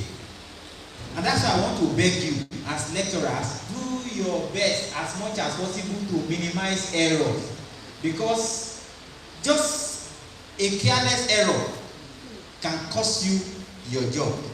When a diligent student, I was the exam verification chairman committee. Each time we have a result, we check through. So in my committee, we checked a result and saw a first class student who had a D, just one course. I became curious that there could be an error, and I probed for that. HOD, please get the lecturer and bring, I will need full detail of it. And lo and behold, when we checked, there was an error for all the students. She marked rightly, but by the time they posted, it was different, turning error, different. So from the person A had gone D, A, just like for everybody. So we discovered that, and quickly it was addressed. So error can come at any level, as much as so. If a student is asking or has said something, you may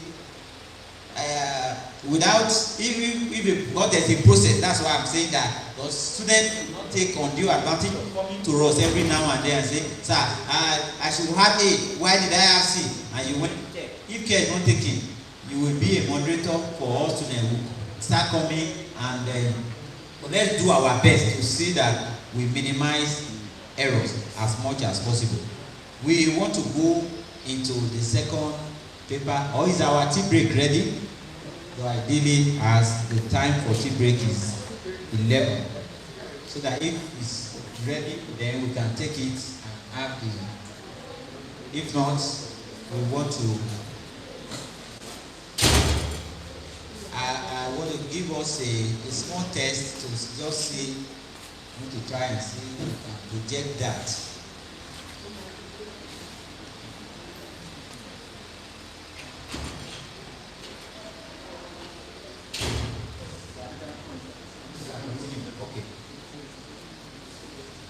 I'll get to that.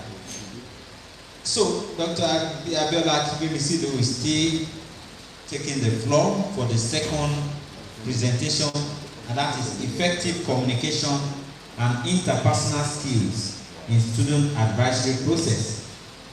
Communication is key. You may have good intention. If you present it wrongly, you may not achieve this desired result. So there is need to talk about communication. He's a communication expert. I'm glad to bring him up again as he takes us on that. Please celebrate Dr. Abiola Akingbemisilu.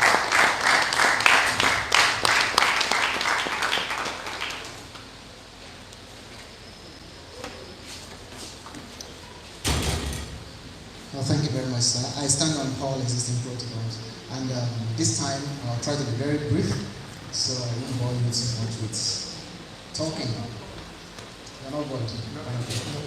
Effective communication and interpersonal skills in student advisory process.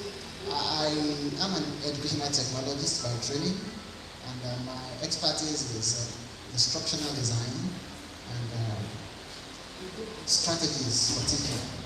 And so when I have privilege to talk to people about communication, I'm highly delighted. I had one of my students say something the other day, and what he said is, the most boring people are teachers. Do you agree with that? He also said, the most boring people are pastors. And then he concluded, if you want to enter trouble, listen to a pastor that is a teacher. Have you ever been in a service and you slept under a pastor? Have you ever slept under a lecturer who was teaching? That's where the issue is. Communication. When communication is not properly done, boredom sets in. and you're going to be dealing with students, you're going to be communicating with them. The area of the dimension I want to focus on now is student protest. Has it happened in your college before you became a university? Yes. Why was there student protest? Communication gap. Communication. Nínú látàárọ̀ kò kàn wọ́n. This is the relay. Ó wọlé pẹ̀lú AC. They felt they are entitled to a good life. We pay school fee. The man is using our money to travel around the world. Even ordinary team, even ordinary HOD is using official car.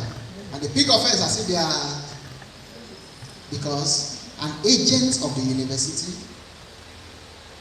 having issues with students to communicate to them what he wants. These are the areas of focus at this time. I'll be looking at what communication concept is. I'll focus on interpersonal skills. I'll look at communication in student advisory process, and I will end with interpersonal skills in student advisory process. We all communicate. Many definitions are good for us, but one of the things that is important for us to note in communication is the sharing of ideas within a group of people or to an individual. We always do that from time to time. Right now what we are doing is we are communicating a concept of the university to the team of the university, so it will have an aftermath effect on the university. And that leads us to the components of communication. The sender. Please, I want you to be sincere here. Before you married your husband or your wife, did you do any coding that only you and your spouses understood? Example, tí n bá ti ju ògùn sórí irúfin yín tó ti gbọ́ pọ́n mo ti dé nìyẹn o. Kò jáde ẹ̀sọ́ tó tọ́ sí nísinsìnyí everybody gbogbo ẹ̀yin tẹ́ ẹ lo code bàbá ìyàwó yẹn iná mi àwọn 13th century code irọ́ ní gbogbo wa lọ́sẹ̀ ẹ̀dẹ̀ fẹ́ wá bàbá dẹ̀ lélẹ̀ kò gbọ́ kì í gbà ẹ̀ka ní kọ̀ọ̀kan yà á kàgbà àgbọ̀ balẹ̀ ká ìyá àgbà ní kí n fún mọ́mì irọ́ ní code òun àti màdámì. What happens there? Somebody has encoded a message, the other person decoded the message. Okokan, pam, mo ti wà round. Tó bá ti gbọ́ pam, pam, máa jáde. Tí bá ti ju ẹlẹ́ẹ̀kẹta tí mi ò ti rí omi pé ilé ò da, màá máa lọ. Ẹ̀yin méjèèjì lẹ́tí mọ̀. Tó ti ju alákọ̀ọ́kọ́ kò rí. Ó jẹ ẹlẹ́ẹ̀kejì kò rí. Ẹ bá jẹ ẹlẹ́ẹ̀kẹta tó dúró 5 minutes bàbá ni ó ń lọ nìyẹn láyé kò ní jáde lọ́jọ́ yẹn. But tí bá ti jẹ alákọ̀ọ́kọ́ tó ti rí there is free will. Communication is not all the time verbal. In fact, the non-verbal communication are more than the verbal ones. Again, I will ask you, man, before you marry, are you married? Before your husband, you are married. You look like a married woman. Before you agreed for that deal, is it the first day that you said yes? For how long? For 13 years. Your species is a very special one. And the man was coming for 13 years. He was what? He was your senior and he wanted to punish you. Now, do you know what we see? If somebody say, Alaja, you don't like that I know. Alaja, oh, and I say, I address them. And I say, you have not said yes, but the man will that now I'll be. I'll just continue. You look nice. Thank you. You are toasting me. Don't say it again. Don't say it again, keep saying it. So the man knows that when you say, don't say it again, and she's laughing, there's something we call congruence in communication. What we are saying is not what we are doing. Somebody is saying silence, You haven't watched a movie that they put the poster and they say silence, and the picture they put is, that's congruence. There's no correlation between the title and the main picture. So they have to be a message that is encoded. They have to be the message itself. There's a way in which the message is communicated. Somebody at the other hand is decoding it and feedback. Since Professor Mimiko left our university, we had a culture. And that culture is to train every student union leadership when they come to office. And we take them out, outside the university, outside the community, lodge them in a place for a week and train them. Since then, none or no serious struggle had ever happened in that university because there is communication. VC will tell you that if it is 12 midnight, President, call me, I'll pick your call. Dean, student affairs, you don't close. In my university, the dean of student does not close. I don't know, Dean, sir. Oh, he's not here. You don't close. You don't have a closing time. In fact, whenever we're having function, we say he is the only dean that have affairs with all our students. All the other deans, they don't have affairs, but he is authorized to have affairs, but not illicit affairs. You must be able to communicate appropriately. Now, what are some factors that can impede or distort this communication? You have a good intention, but some of the time, what you have in mind is not what students are reacting to. The first one is improper encoding of your method. The Vice Chancellor has given a directive that students should be allowed to write exam without payment. It was said at the floor of Senate that that's the decision. But some deans, they don't get that message very well. They go to their faculties and say that the Vice Chancellor and Senate have said that no payment, no exam. Some over-aggressive lecturers repeat that and start chasing out students in exam. Before you know it, students start gathering.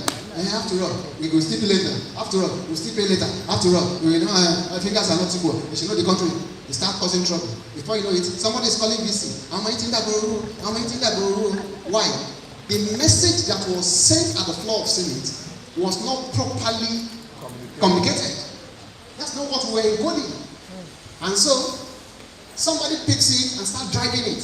Because he's the driver. As a lecturer in the exam hall, he represents the Vice Chancellor. He wants to be sure that the university rules are kept.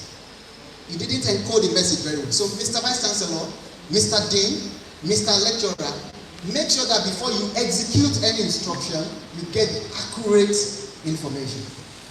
If you are not clear, please ask for clarification.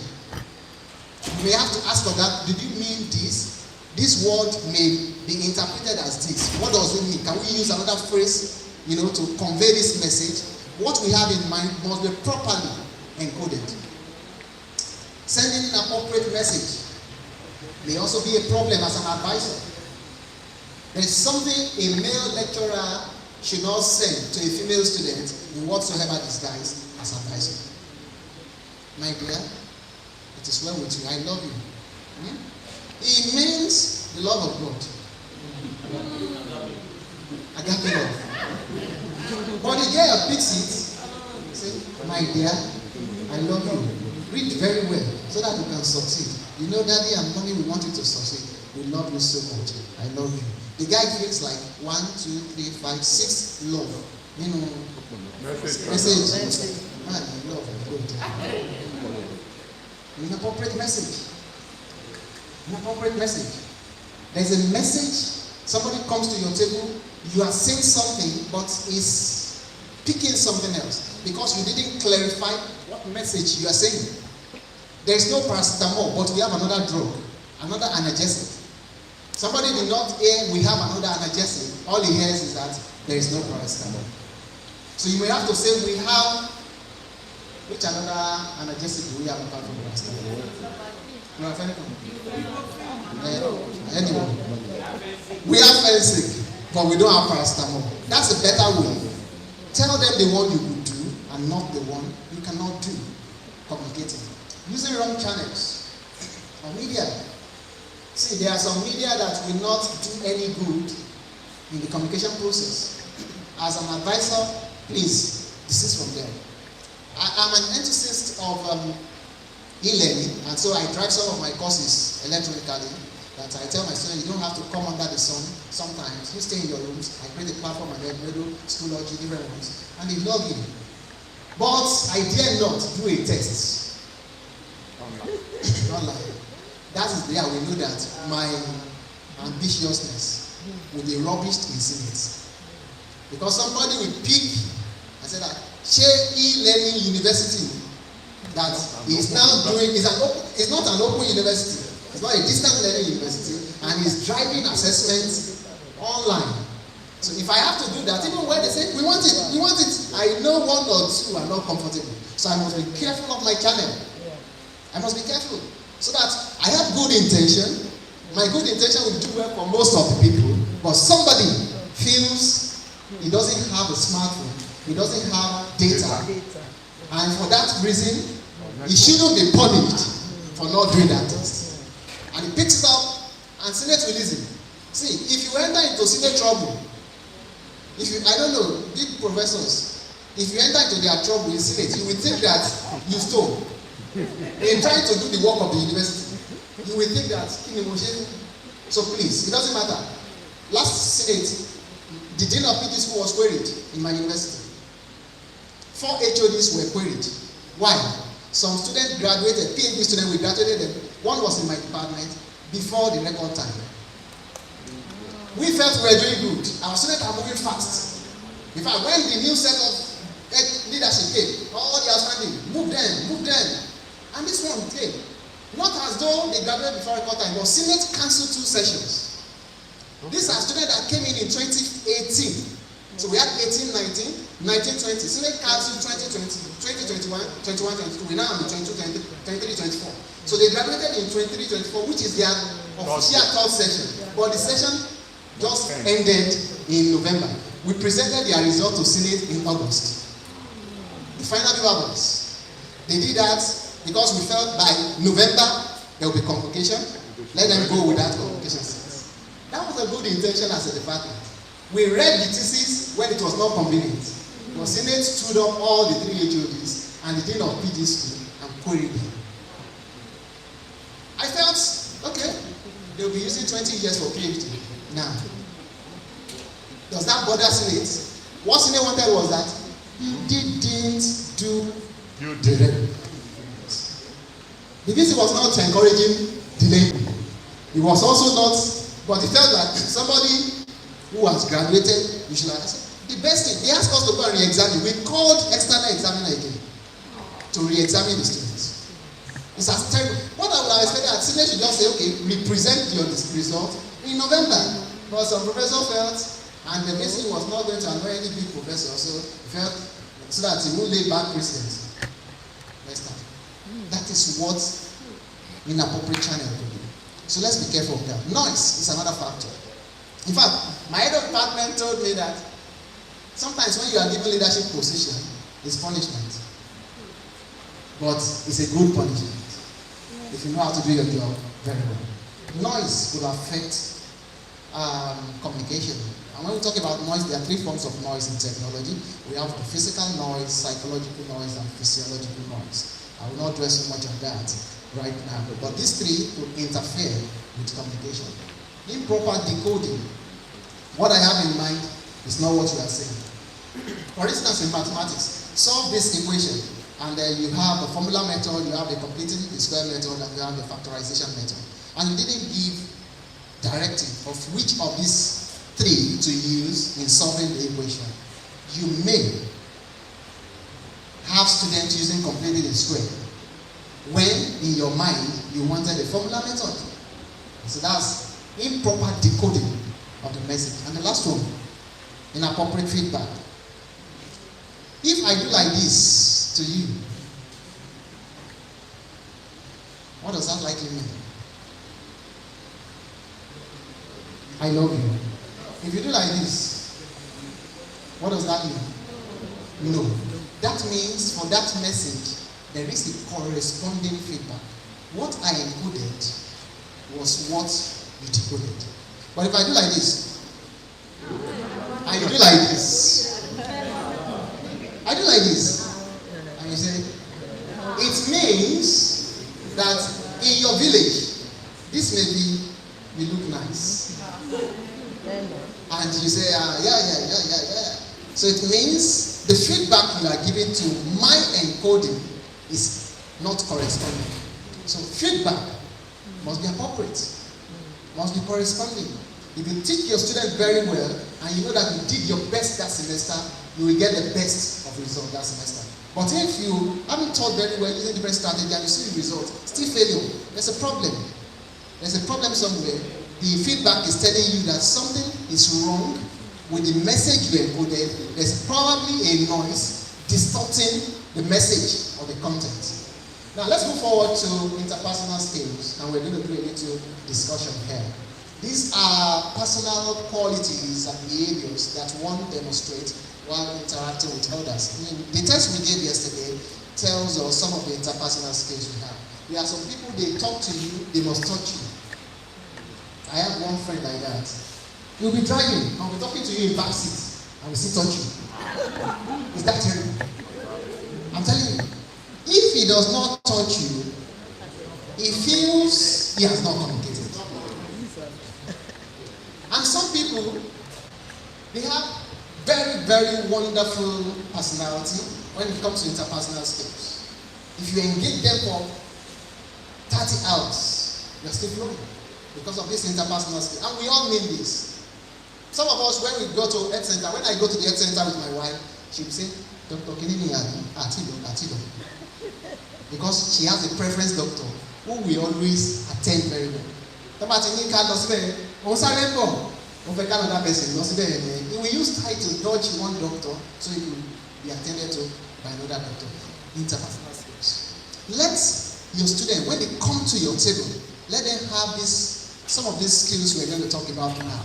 Sing in you. Yes.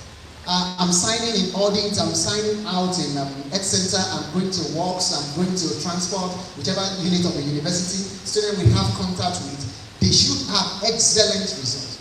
And as a matter of fact, soon you'll be having postgraduate programs. Those ones are unique. You must get out of your way to attend to them. Just yesterday as we were going, I just allocated the new set of students in my department to supervisors. And one of them called me on Sunday that she was not satisfied with the supervisor I gave, so I changed it. When I changed it, she reacted. I had to swap because we had numbers we wanted to give to each of us that are into the supervision. So I swapped. The swapping caused trouble. The person I changed her name with started fighting her. That was what she was saying. I said, do you know that all of you are entitled to whoever you want? But we have regulation. Anytime you want, enough. You don't have a choice. You wait till next year to get him. Or you don't mind another person. Students have some rights, especially at higher degrees.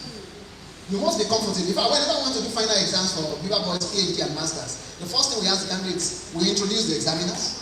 We tell the candidate, are you comfortable with these people to examine you? If a candidate says they are not comfortable, we will postpone the exam. We will reconstitute. By the time we reconstitute, if she's still not comfortable, we will postpone the exam. We get 4 years. Toma was satisfied. They are entitled to that. Interpersonal skills. So some students say, I don't want that person. This is the person I want. He has gotten enough. You will wait till next year to get him. I will manage another person. It's because the other person perhaps have some interpersonal relationship. You see a man, a lady rushing to a man, hello, that female lecturer. It's not true that I was supervised by Professor Ayotola. She's a woman, my PhD. And the truth is this, the thing was done excellently. She's a woman I have never seen somebody like that before. Of all the women I've been seen as lecturers, she's unique. Sincerely. If I send my PhD thesis to her 12 midnight, and I wake up by 4 a.m., this woman will have read my paper. Wow. I was wondering. There was, on 2 instances, I will finish the work. Mama to Latin 9, my wife carried me 12 o'clock in the midnight, and I will send. By 4 or 5, when I wake up, I will have seen this woman. She will have read 55 pages document, and you will see track changes on everywhere. On everywhere. I used to ask her, Madam, how do you do it? She's married. She's a pastor's wife. The husband will still be will soon be a bishop in Anglican church. She's a director of an institute in the University of Ibadan. Center for Entrepreneurship, a very demanding directorate. That's why I said I have never seen such a woman. If she's not going to attend to your work, she'll tell you I'm out of the country for 2 weeks and I'll be busy the moment I come. After that 2 weeks, 2 days only long, you'll see your work. So I told all my students, if you send your work to me and in less than 24 hours you don't get reply, that means I'm sick. Start praying. I learned that from her. That means something is wrong with me. In fact, some of them on the go, I'll be on journey, I will have to read their work and send back track changes. All the pages, you will see my pen. That's the kind of relationship you want to have. That everybody will be dying to have you. You are going to be a good star in the university. So some of them are this, active listening. Listen. The reason why God gave us 2 ears and 1 mouth is because He wants us to do more listening than talking. If God wanted us to talk more than we listen, He would have given us like 5 mouths. The implication of that is this. For every word you speak, you should have listened twice. For every word you speak once, listen twice. Somebody said, good morning, sir. I missed your test. Get out of my office. You have only listened once. There might be a very good reason why he missed your test. You missed my test. Oh, what about that? My father died. Do you know that following sentence weakens you? You feel, why did I really relate that way at first? So it's an interpersonal skills all of us must have. Somebody will say, I have a bad moment. I was in a church sometime before I came to Akungba, and I'm in the media section of the church, and my church was going to install a multimedia. I told my pastor I have the software for church service, and he said I should go to another church and ask how they do it because he saw them. I said, okay. In obedience, I went to the pastor's office. Good morning, sir. I'm so from this so. My pastor, I don't want to see anybody. I don't want to see anybody.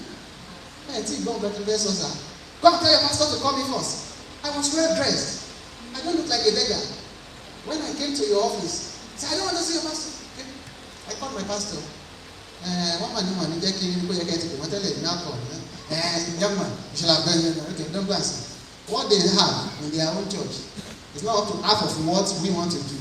I gave their manager software that he will use for their work. I left. 3 months later, the same man was invited to come and speak to us in PCC training. I was boiling where I was. Let this man finish today. You will hear the story of his life. In that PCC, I was about the youngest. In fact, I was not elected. The pastor just mandated, let him join PCC. I spent less than 3 months in that church there. Anglican Church of the Assembly. I told you the name so that you can go and find out. Now, when the man finished his session, you begin to love yourself as a man of God. He said something like that. Can you remember September 14th, 20 between 9:55 a.m. and 10 a young man you insulted out of your office who was not coming to beg you but to help you with your media. He said, I was on a bad mood. It was bad mood that made me to say this story. Some of us, please pocket your mood. When you do your work as a university staff, mood is your entitlement. No problem with that. But your effectiveness will be jettisoned. And people will begin to rank your university based on this relationship. And some of the students, what they write about you on social media counts. People pick it up and they say, never, that kind of a university. There's some university we hear rubbish about. Yes, it's not everything on social media that is acceptable. But it all borders on interpersonal skills. Listening skill. We need it. Please deliberately tame your tongue and open your ears. Express empathy. I tell my students, if you come to me and you lie, you have only succeeded to deceive me. I believe you, but it's not 2/0, it is 1/0. You yourself, you know you are not saying the truth. Something is absolute when it is 100%. If I believe and you believe, that is when it is successful. But if I believe and you don't believe, it's not successful. So, when you tell me your dad is dead and I say, sorry, don't think they will. Your dad is dead. What you going to do? They come and tell us different stories so that they could get our empathy. We give our empathy. As a good citizen, as a good adult, you shouldn't hear that somebody is dead and you go ahead punishing somebody for missing your test. It's not good.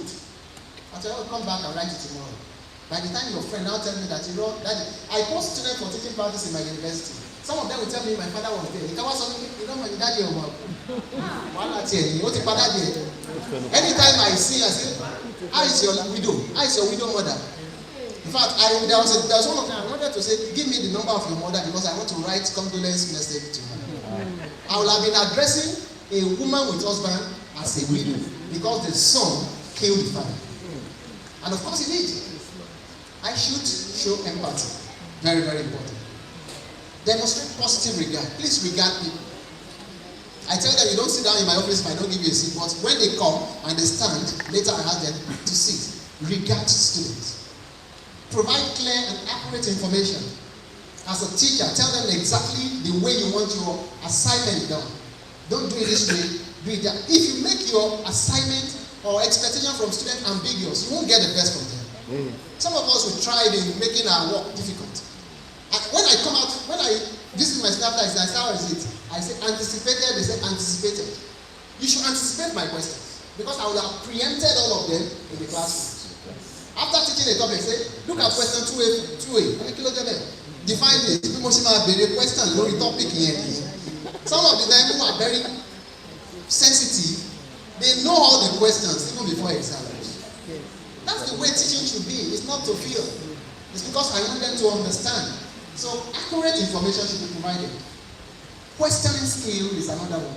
Challenging skills and reflecting skills. Questioning should be done in a positive way. Some of us don't know how to question. You want to ask somebody if he should join you in the game. I say, Shele. Is that the right way or Ewaje? When somebody says Shele, he doesn't want to leave you. So you get that from his questioning that you are not eating, you are not invited. A wise Yoruba man will say, what you know? But if you hear a white gem, even if it's not getting to the bottom of your heart, somebody may decide to come or not. Say, Adupe, but share Jenny, meaning that Emma try it. Question. So when you have some questions sometimes, people know exactly where you are going. Yeah. You know. And so the guy sees the question you have posed on him, he knows that it's time for him to leave. And he has come to gotten advice from you. He feels he has run to a good person who could help. Reflecting. Problem solving. All of us will solve problems. See, if they get to you and their problems are not solved, they won't come again. They won't come.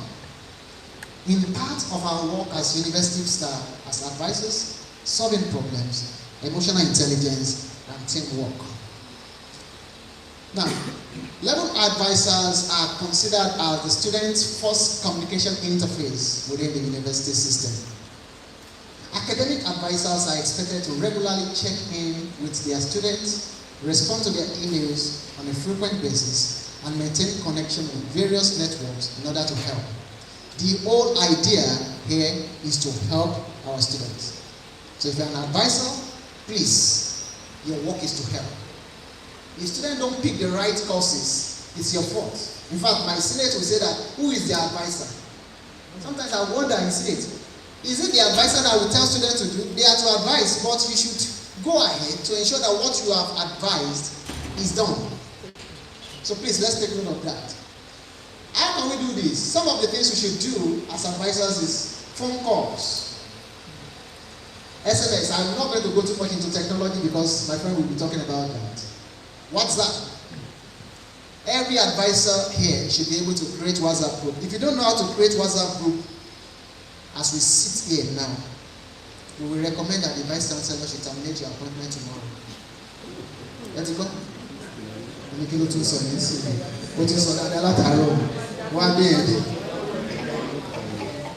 you know that if you are working in the university system as you speak, and cannot operate WhatsApp, you don't have business in the university. I say that with all confidence. Maybe we should take you back to the XY college. It may be acceptable. Sorry, apology to colleges. It's not even acceptable in colleges. Then, see, university is not a small plane. Some of you still think you are in colleges of education. That's the truth. You are not, the qualification of a university staff is not the same as the one in college. So if you are a university staff, you are a world ranked somebody.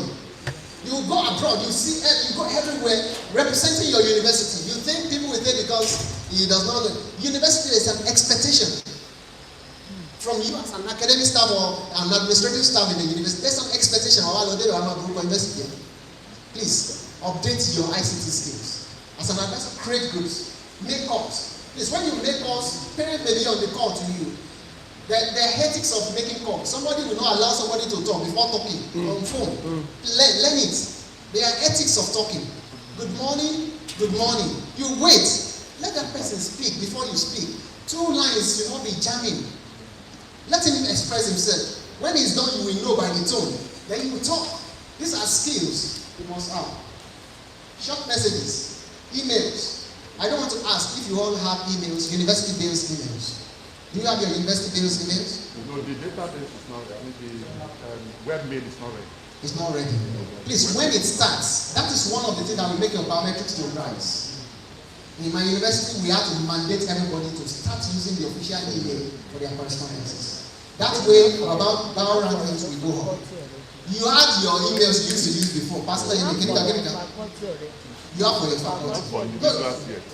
Okay. Please use your individual in transactions. I was in Boli, I used my, it will rank it. When they will put their comments on the website, it will read my university. Other university ranks it. And if I'm here and you put all the on the internet, on your database, it ranks my university. So when you go out as consultant, when you go out as NUC with your name bearing your university, you are promoting your university. In fact, one of the criteria during NUC accreditation has to do with your relationship and your popularity with other universities and other places. So please don't joke with that. Establish email. Please, Prof, establish email for every member of staff in the university and let them use it compulsorily going forward from this year's promotion. Anybody whose publication does not carry his university email with effect from now that paper may not be used. Before you know it, everybody will sit up with such emails. Zoom. I don't want to embarrass you with this, but I know a number of you have been doing Zoom meetings. But if you have not, you cannot create a Zoom meeting, you cannot create a Google Meet, please learn to do it. You should all have Gmail accounts so you can do Google Meet. Telegram, of course, another one like WhatsApp, interpersonal meetings, presentations, and all this. These are some of the skills teachers should have.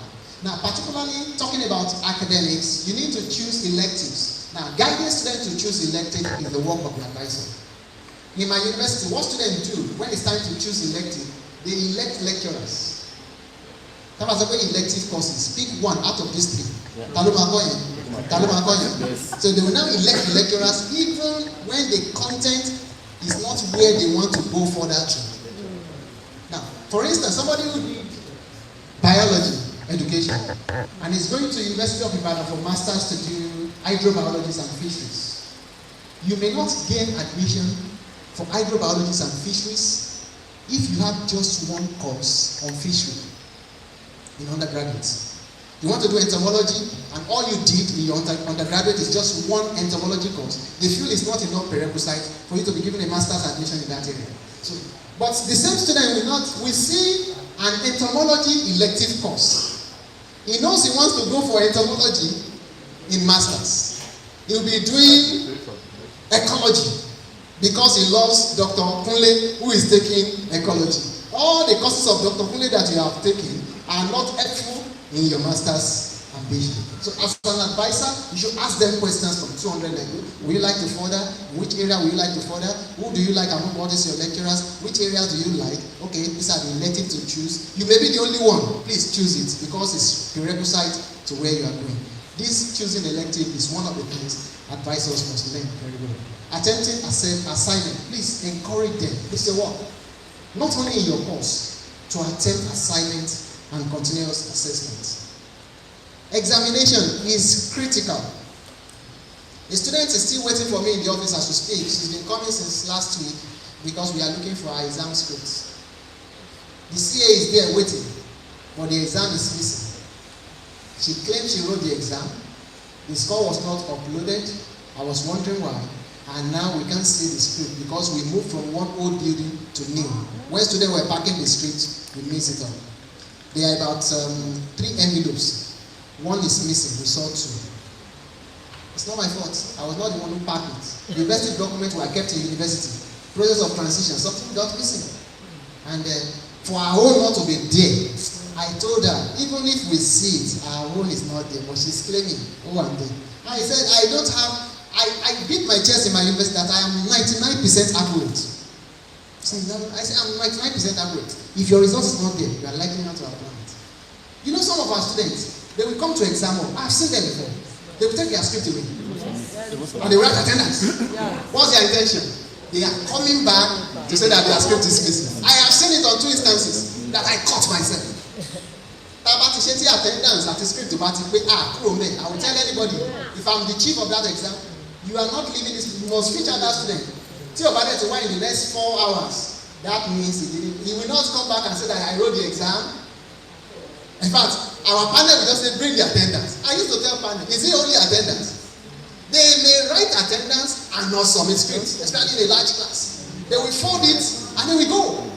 So I tell them, don't be carried away with sentiment.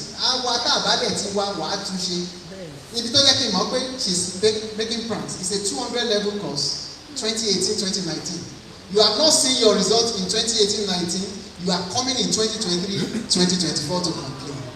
When results have been uploaded, you should have done the exam. Even if you failed it in 300 level, if you fail it again in 400 level, you want us to upgrade 0. We have CA. She claims she did CA. We saw the CA. That was no problem. But we cannot upload CA because exam is very important.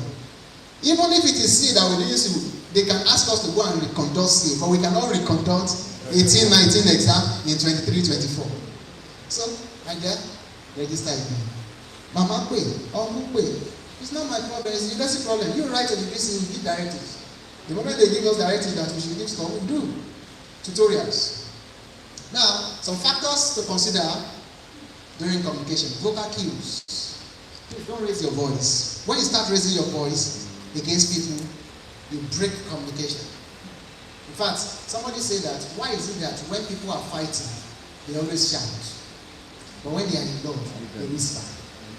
Do you remember when you are talking to somebody you love on the bed, your children will be by the door and they won't hear you? During love, you are in your senses. But anytime there is trouble, you are out of your senses. So you are shouting. When you are walking, please let your vocal cues be low.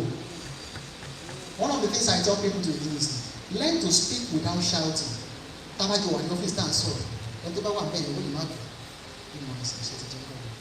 It's enough. Your voicing, your pitch is something you should take attention to. Body movement, eyes movement. I would have loved to go so much on this, but time will not permit me. Let me show you some of these things high movement means. Especially when you are interrogating somebody who may be deceptive. You get it from their facial expressions. Now, when they are trying to remember what they have had before, there's a side of the loop, I ask you, which secondary school did you finish from? There's a place you look to tell me. That means you are trying to remember something you know. But if I ask you your house in GSS 2, there's another place you try to look to when you are not sure. And this is what we have. Now, VC is visually constructed image of something never seen before. Your height is up and right. Something you have ever seen before, you want to try to remember is right. So when you're interrogating a student and you see the way he's looking, you can know exactly if he's lying or not as an advisor. Now, visually remembered images are something he has never seen before. He looks to the left, up. He has never seen it before, but he's telling you something. He's looking up, and looking left. The focus of staring eyes indicates visually recalled images. The next one, auditory constructed sound or words, something never heard before. The eye is to the right. Auditory recalled sound, the eye is to the left. What I'll try to do is this. I'll put this available so you could all have it and personally digest it. Thank you. Body language. Of course, I should just mention this. There are some things you see people do that make you to know exactly what they are doing. A number of them, for instance, when somebody is folding his hand, it may mean the person is stubborn and they mean rejection. Somebody say, how are you? And the lady is doing like this. This means that, Usaye, by the time the hand comes down, it means that Ayetiwa. Subconsciously, that is done. It's a subconscious attitude that people bring to your table when you advise them. You can also look at dulling, it means they are bored. Looking around may mean that they want to get away. You are talking to somebody and is looking around, is about to go, is tired. Open arms may mean that somebody is energetic.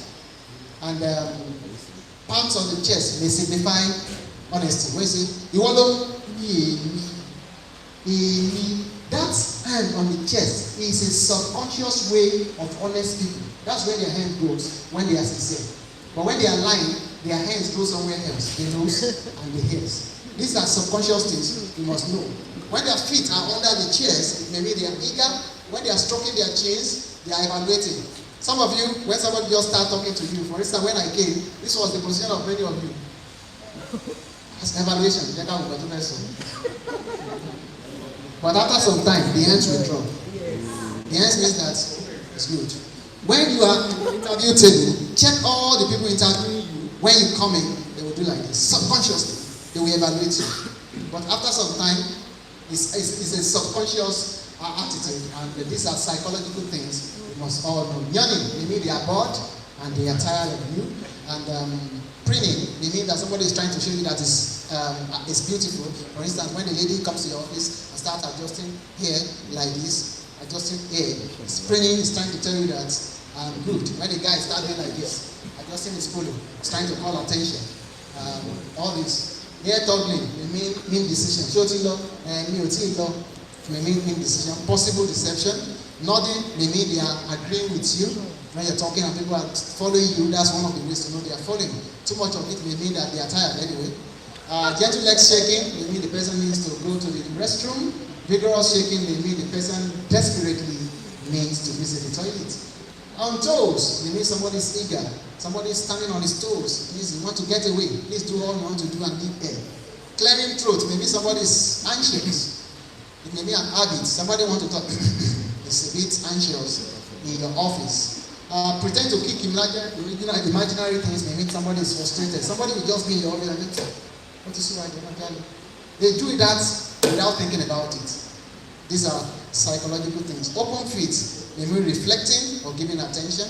And then blinking may have problem with the eyes, may mean nervousness or eyes disorder. Slump position may mean that you are bored, so you may lose self-esteem. Some of the interpersonal skills, you will read all these. Ladies and gentlemen, I want to say that it's not enough for us to learn these theories. We need to practice them. The quality of education of University of Ilesa is the quality of the staff. If the staff are good, I bet you the university is good. Once again, thank you.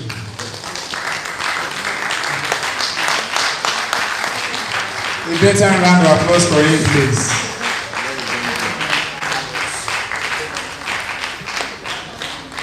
Few minutes for comments and or questions.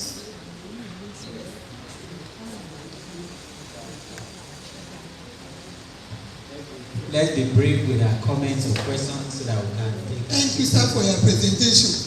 Please, I want to ask, what of putting hands in the pockets? You are talking to somebody and the person puts his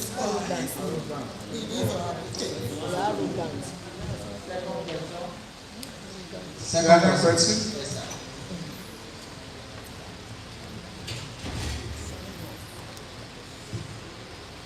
Thank you very much, sir. I just want to pass a comment on the university email. The memo will be out today. The director of ICT has already written all the leadership of different faculties and organs of the university. Every staff will be issued within the next 72 hours an official email address using the Google Workspace service for it.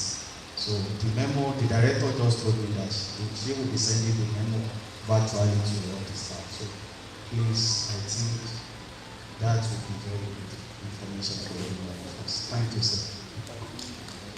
Thank you. Just to briefly say this, that since I was once a director of ICT in a place, it's very, very useful when you use the institutional email address. If you are going outside the country, they will ask you if I put kumakai@gmail.com. The embassy will not treat that. You are coming from the university and you do that. Then when you have to write recommendations, now in the university, of course, some of us will have been given recommendations to some of our students who want to travel abroad or what have you. You will see that carries weight. Then I want to also appeal to us. The university has a structure. The department has a structure. You can, from the department, have a letterhead. Don't, when a student asks you to write a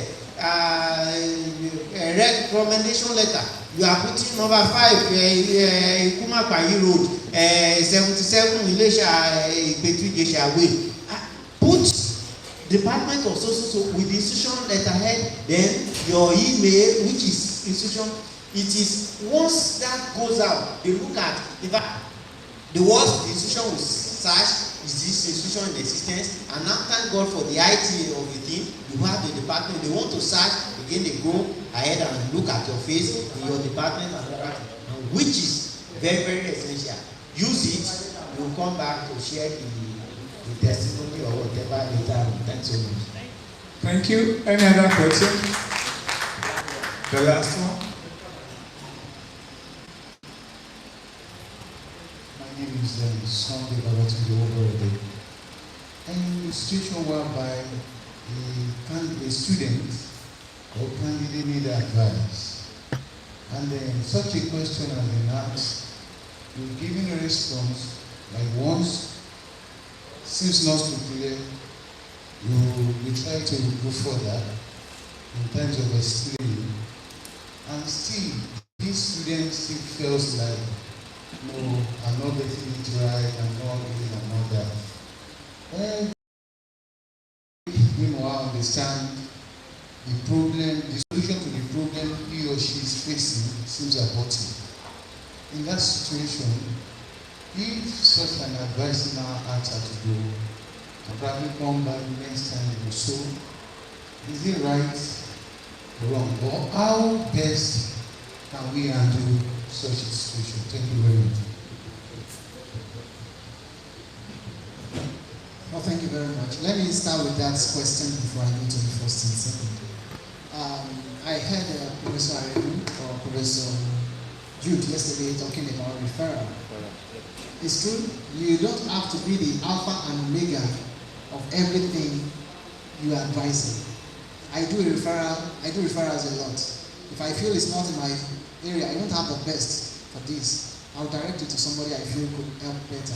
So when you try to advise or guide somebody, and it appears what you are saying is landing on deaf ears, please get somebody who perhaps is more stable. I had a student who was into drugs. And she walked up to me after the lecture, she felt excited, sir, you look bright, I tell you.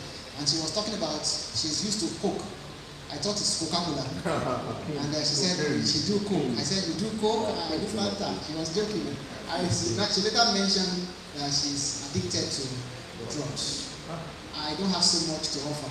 I quickly got somebody, a psychologist that I know has some of these expertise, and I introduced her to the madam, and I think they were able to go on well. So it's not all the times we may have all the answers with us. Refer them to someone else, especially when it becomes difficult for us to do. Does that answer your question, sir? Good. I'm excited the university is having emails, yes? It shows the speed at which you are moving. 2 years or less, and you have that. Some universities of 40 years are just adding. So it means you are in the right dimension. That's the truth. We are less than a year. Less than a year. Yes, sir. And you are flying. What will you do when you are 20 years? You will. That's a good one. You'll be the best in Africa after my university. Sometimes I don't know where to put my allegiance, whether my alma mater or where I work, what I think or where I also work with. But we are all friends and we are working for the same country. Putting hands in the pocket is signifying arrogance. For some, it may be a way of cooling down tension. Somebody feels, so you just want to calm down, or tell him, for you, it's showing that you are arrogant. Take your hands off your pocket. Some of them is on the hip. I told you yesterday when we were doing our questions, somebody is trying to defend and is doing like this. So it may mean arrogance. That's not 100% anyway. And you must address people the way they should be addressed. So if somebody's pocketing, I just want to still confirm to maybe calm a little, and the one is being calm. Next time when you're talking to an adult, don't pocket. He knows you have dealt with his problem. You disguise as if you didn't see the pocketing, but you want to correct him at the long run. So having dealt with his case and he's satisfied, not saying come back. I've done it on 2 occasions.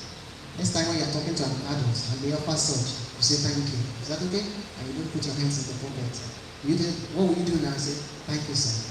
You say it again. Thank you. Some of them will send message the following day. Thanks for yesterday. That means they have learnt without getting insulted. So these are some of the things we must learn to do. Thank you. Thank you very much, sir. If you would allow me in 1 minute to pass this comment, sir.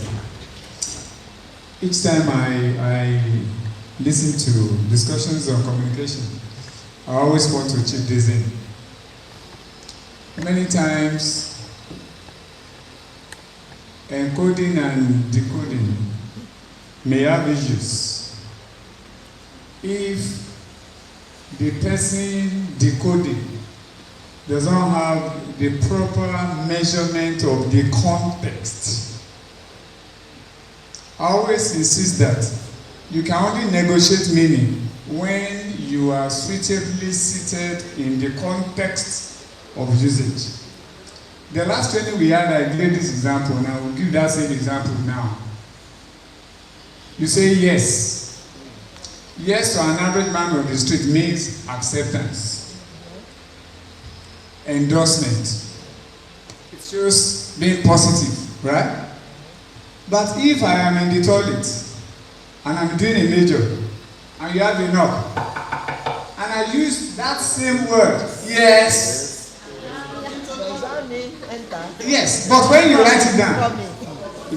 So I always say this, the person wanting to encode must be careful of the context. Again, look at this. Drink to your fill. If I say drink to your fill, I write it somewhere and now put it at the bar. What does it mean? It means drink and drink and drink. Those same words in that same banner, I shift it from there and now put it in the university library. The same words, but in different contexts, different meanings. Thank you. God bless us. Thank you very much, the DSA.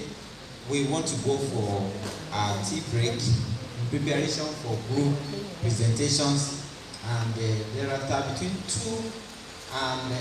12 and 2:30, before we have the Vice Chancellor who will be presenting to us. I want us to maximize the time. So on that note, while appreciating my beloved brother who will soon be on his way back to university for departmental assignment, I want us to make haste with our tea break and be back in a jiffy.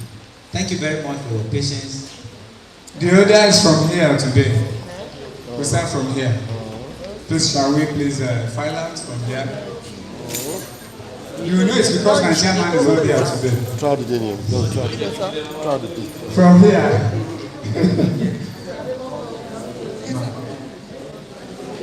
People we know.